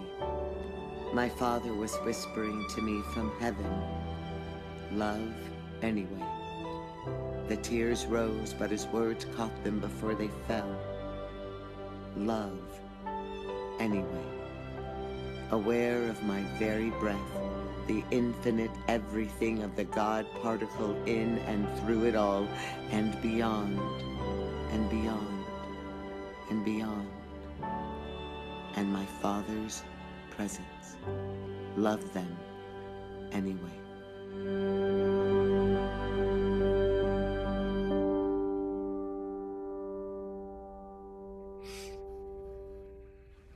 Aware of the need to open the doors and windows to catch the cold morning air, I needed to smell her breath. Aware of the car speeding away in the distance and the hum of discord that comes with the city on its knees, awakening once more. Thank you, Daddy. I'm aware and awake, aware of the lie outside and next door and in my first thought. The lie of being separate and apart and lost and definable. The lie of the us and them, the lie of separation from God. Love anyway, because life only expands in collaborative harmony, in love, with love, as love.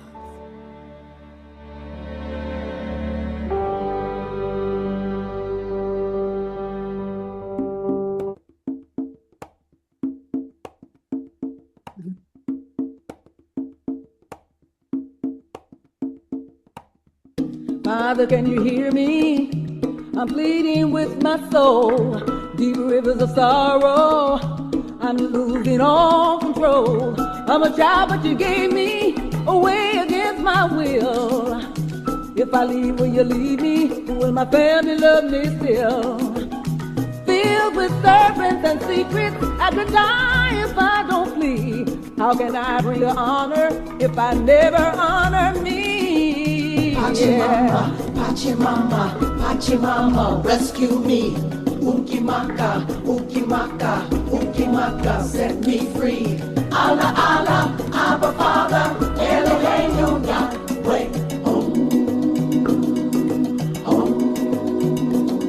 Hermano, porfa, sálvame. Él escucha tu voz. Yo traté, pero me cansé del eco de mis miedos. Crecimos juntos en la misma casa, pero solo tú eres libre, tú has visto todo el mundo. Pachimama, Pachimama, Pachimama, watch me bleed. Ukimaka, Ukimaka, Ukimaka, set me free. Allah, Allah, Abba Father, Hare Krishna, Yahweh.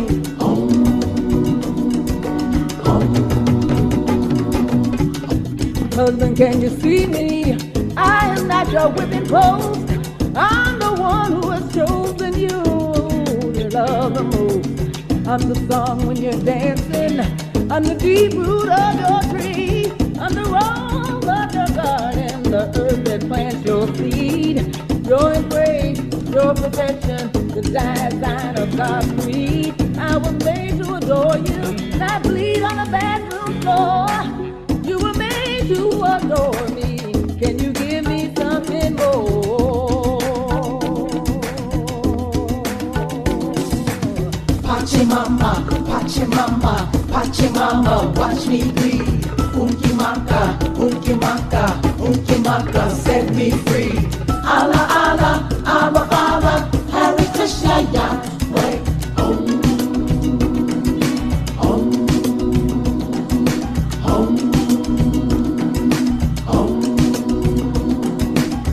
Mother, please forgive us. We pat our heads, we looked away. Too afraid to assist you, but I'm not afraid today. Mother, please forgive us. You've been raped in every land. We must come together before we take your hand.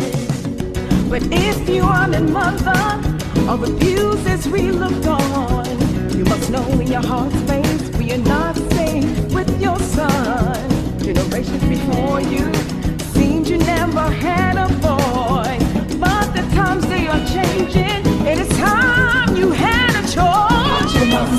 Watch your mama, watch your mama, watch me bleed. Ukimaka, Ukimaka, Ukimaka, set me free. Allah, Allah, Abba, Father, Hare Krishna, Yahweh.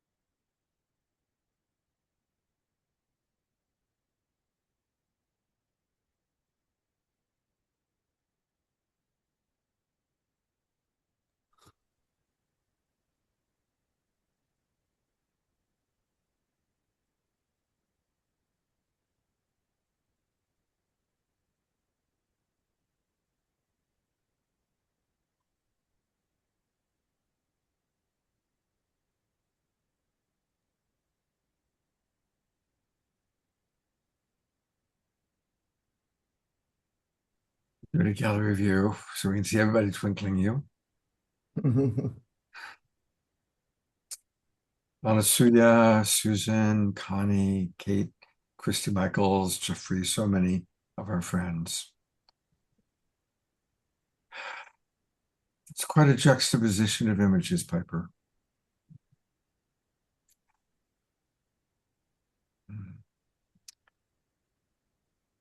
All right. I think we're already, this is going to be a late show, everybody. We're not going to end at 8 o'clock tonight. It's going to be closer to 8:30. And I'm going to actually turn over to Hannah to introduce the final video that we're going to watch. And then we have a final video after that from DeArah. But Hannah, do you want to introduce what you've sent me that we're about to take a look at?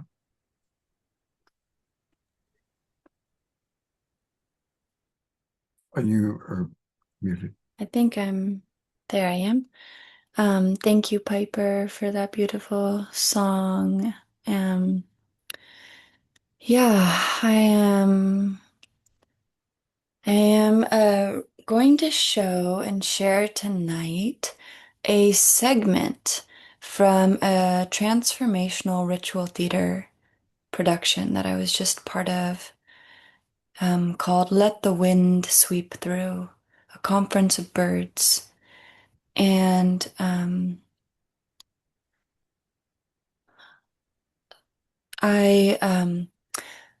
this was a production. We had 7 shows at Marin Shakespeare Theater in San Rafael in Marin County. And it was an original adaptation of a mystic Sufi story by Nishapur, Attar of Nishapur, called The Conference of Birds, a beloved story in the Persian culture and mystic Sufi consciousness. And the writer and the director of this play, Melisina Gomez, she wove her original transmission in to this beloved story. And she brought in her lineage of Anahuacan, Mexica, Nahualismo, curanderismo, wisdom, folk medicine, earth honoring, spirituality into this mystic Sufi story. And it was a 2-hour long ritual theater play, but tonight I'm going to share a 20-minute or so clip with you. And I'm featured as the nightingale in this. We are all birds that go on this immense journey to move through shadows, fears, underworlds, until we remember our innate union with the divine. And from that place of inner union, we are able to work together synergistically, co-creatively, as a collective once again, all in our sovereign alignment in union with Source. So it's a very beautiful, profound story. I'm just going to share a clip from it, and then at the closing you'll recognize my song, my original song, Humble Like the Jungle, was sung as part of this production. So turn it over to you, Scott. Great, thank you. Here we go.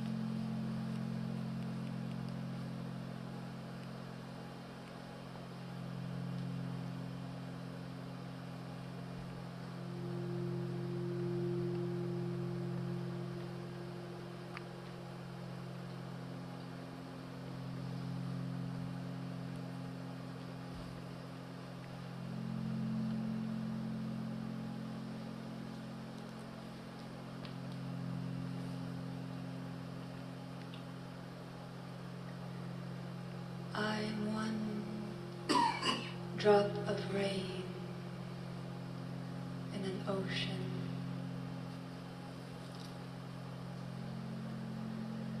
I am the dew that evaporates the rising of the sun.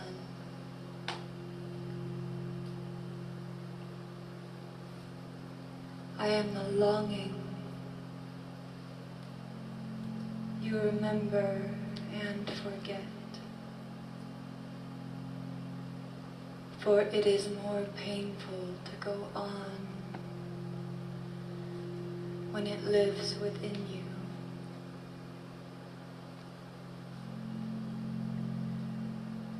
I am the song calling you home.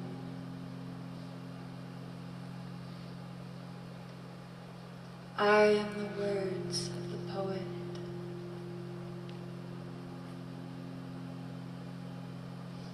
I am the mirror reflecting you.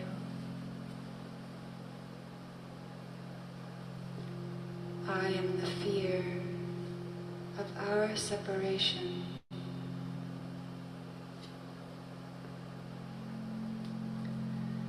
am sensitized, holy,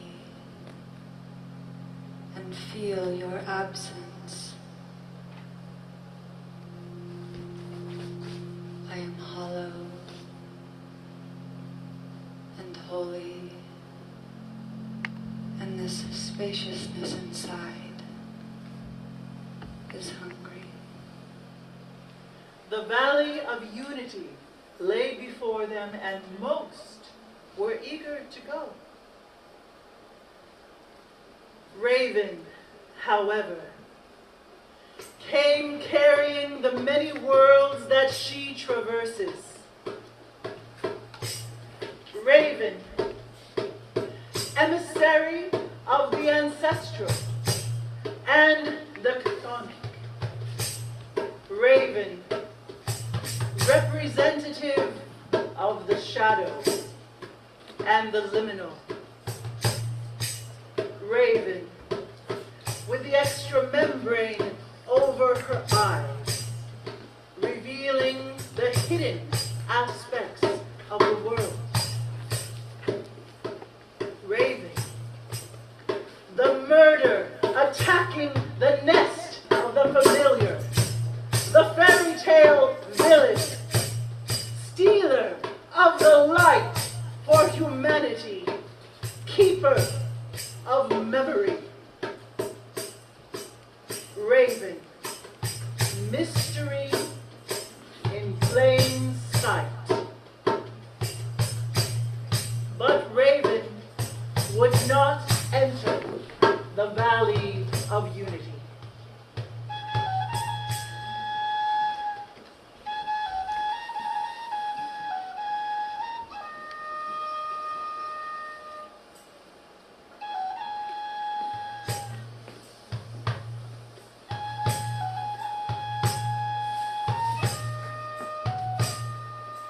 There is a story from when the moon and stars were still very young, and the earth, their mother, and already an elder, was pregnant again.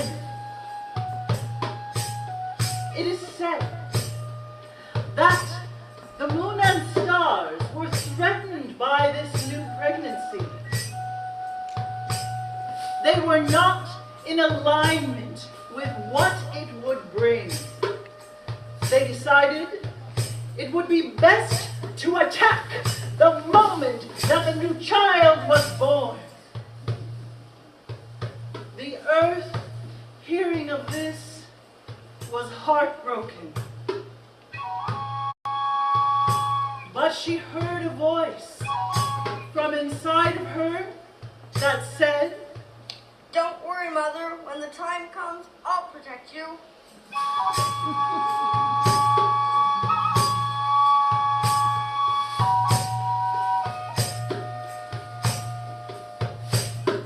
As expected, when her labors began, the cosmos attacked.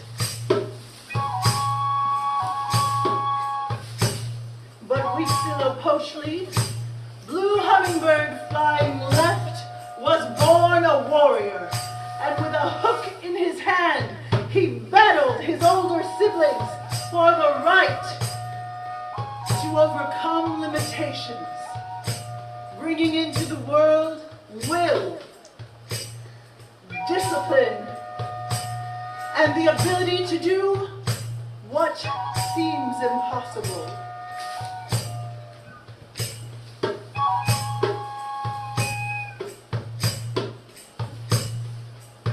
But while this was happening, and all were distracted, a second child was born.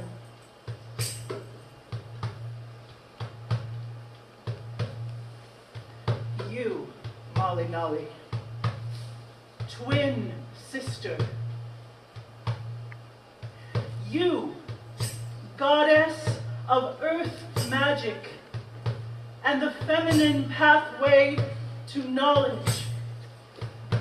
You, dreamer, seer, shape shifter, healer. Gifted one.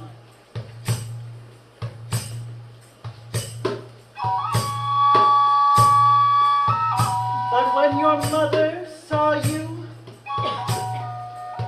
she knew these gifts would not be received. She told you, Hide your gifts. Hide them.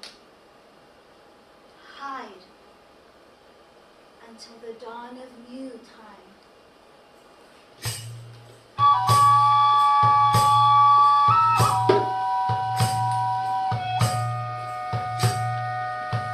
unwelcomed one, hidden one. We are the dawn of that new time. How many times have you been asked to be something less than what you are? To hide, to wait, to blend in, to suppress what is magical about you. How many times have we all? That time is over.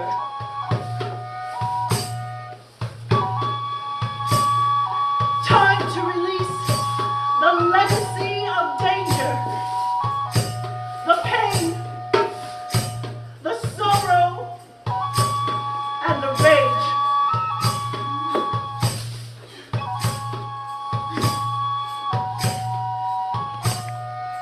Time for us all to be who we are.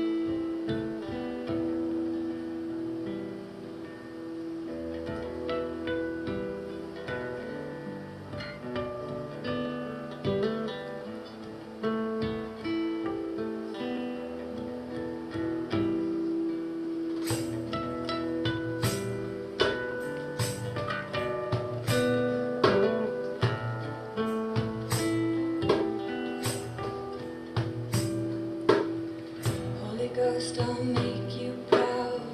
Yeah, you know I heard you crying out loud. I was born in the belly of the beast, in the middle of the night, in the temple of defeat. I am here cause you called my name. I know the demon tried to snuff your flame. Cold desire, let the fire burn in me, for the elemental nature of my soul is flying free. This is hell and all the damage done. Mother knows that the war's been won. Now's the time for the healers on the run to steady up the beat and the rhythm of the drum.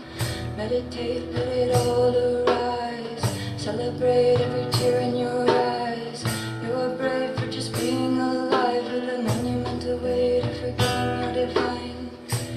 I am humble like the jungle. I am bleeding, can you feel me? I am humble like the jungle. I am healing, can you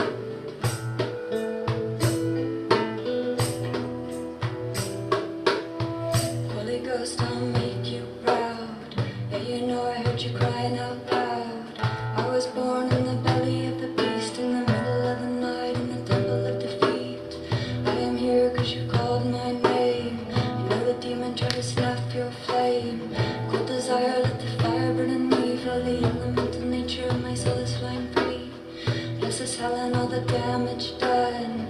Mother knows that the war's been won. Now's the time for the healers on the run to steady at the beat and the rhythm of the drum. Meditate, let it all arise. Celebrate every tear in your eyes. You are brave for just being alive. Like a monumental way to forgetting you're divine. I am humble like the jungle. I am bleeding, can you feel me? I am humble like the jungle. I am healing, can you feel me?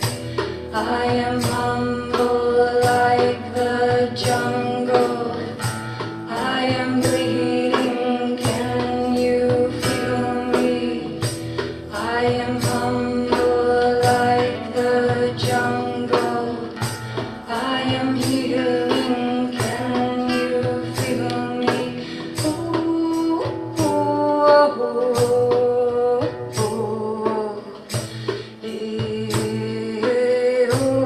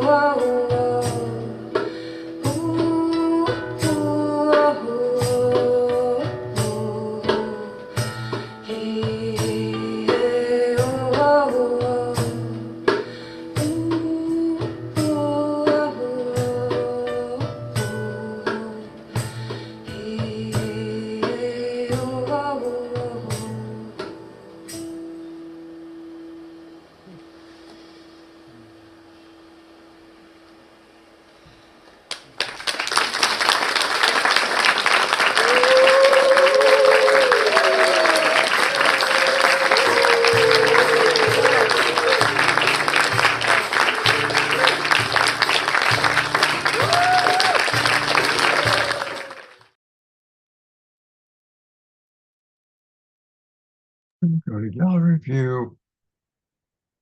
Thank you, everybody, for staying with us. I know it's a longer show tonight, but it's so beautiful to see these amazing creative expressions. What's it like for you, Hannah, watching this again? It feels so good. It's actually, I love it. It's an honor because I was so deeply immersed in every show and offering. To have this glimpse from the outside feels like such a gift. And we had an incredible filmmaker film multiple shows who put the video together. His name is Jason Eagle. Um, so it was a gift to get to receive it from that perspective. It's a very intensely presencing experience to be in it and to, weave and co-create with people in this way. And it truly was held as a ceremony and worked on each of us deeply who are part of it. And then we got to bring that to the audience and to get to see that is, it's cool. It's so fun to be part of it. It's also really cool to see it from the outside too. Yeah. Well, thank you again. Again, thank you, Tess and Radiance and Piper. And I'm actually going to turn it over to DeArah for our prayer time. And then let me know, DeArah, when you're ready, because she created something special for us to conclude with tonight. Thank you, Scott. Thank you, everyone. This is so powerful, so deeply moving. And the prayer is going to be to continue in our capacity to hold it all, to continue in our capacity to look to see what is here while still holding the vision for what we ask to come.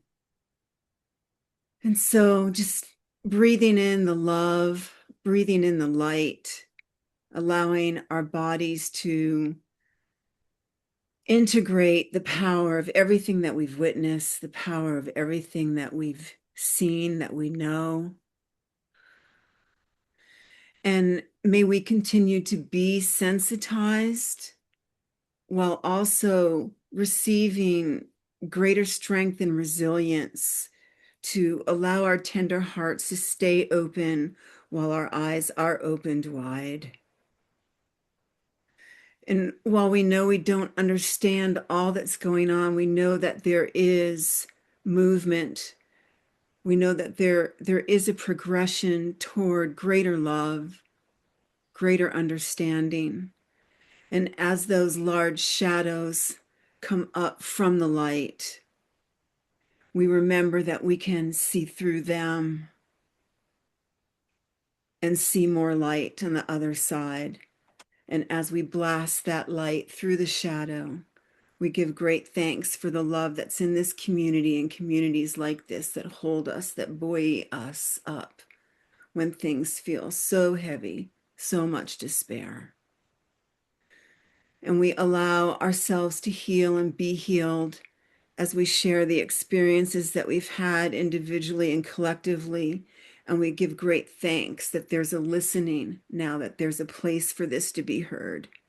And we thank our ancestors, our forebearers who went through this without the capacity to share, without the capacity to heal that we have now in these great times, these turning of the ages. And so as we witness things resurfacing, coming back up for deeper healing, we hold on to ourselves, to each other. And we know that we're here for a reason, that we're equipped for this no matter what. And when we forget that, we just hold on, hold on, hold on. And just allowing this beautiful evening to begin to conclude, knowing that our love will continue. The last song for tonight is one that is called For What It's Worth. Yeah, this is something that DeArah put together for us just for tonight.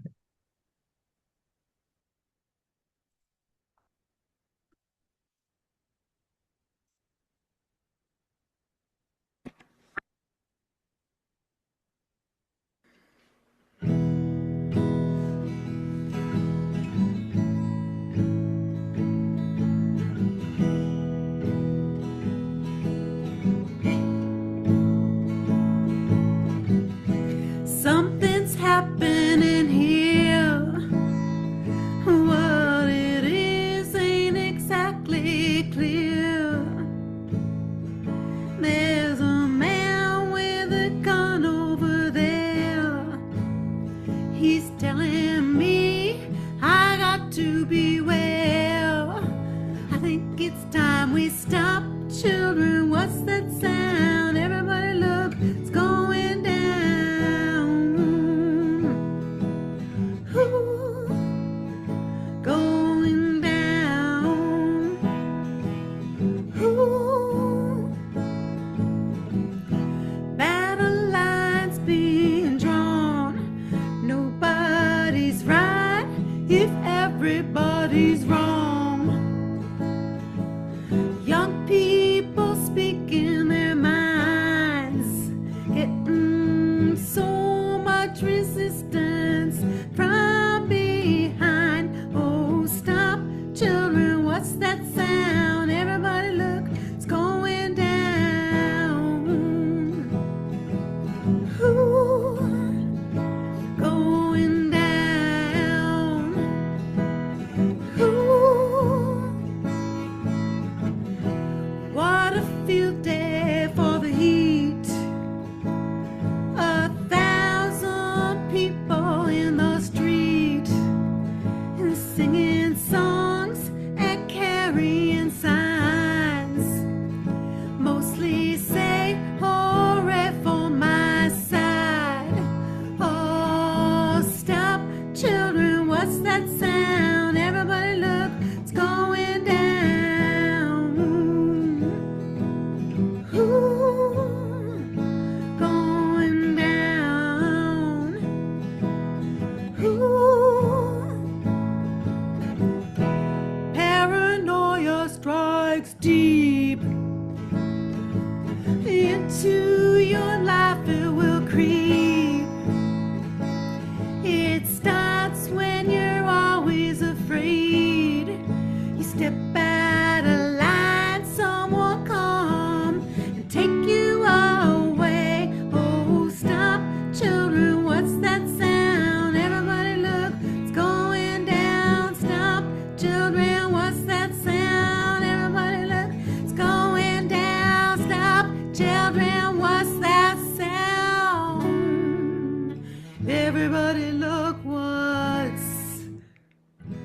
going down.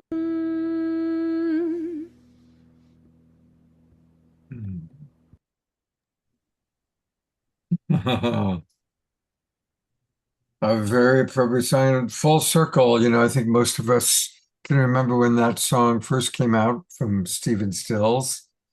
And here we are. Here we are 40 years later. I think it is 50 years later, 60 years later. It's been a long time. Anyway, big love to you, DeArah. Thank you. Well, it's been quite a show. I always like to let people know what's going on next. And since I knew the Tonight Show was going to be a heavy show, we're going in the opposite direction on Saturday night. Saturday is the spring equinox, March 21st. And so we are going to have a Awakening World concert. It's going to be pretty much all music. And we've got some of our favorite musical artists, of course, Omashar, Astra Fox, Kira Jo, Ashoka, and John Martin has put together a special video of his flamenco guitar as he talks to our galactic family. So it's going to be an evening of music. And of course, we'll chat with all of the artists. So that's what we've got coming up on Saturday night. Thank you, everybody. Let's keep those prayers going. Thank you again, Piper, DeArah, Radiance, Tess, Hannah, and all of our Global Peace Drivers. Have a beautiful few days, and I look forward to seeing you on Saturday night. Take care, everybody. Good night.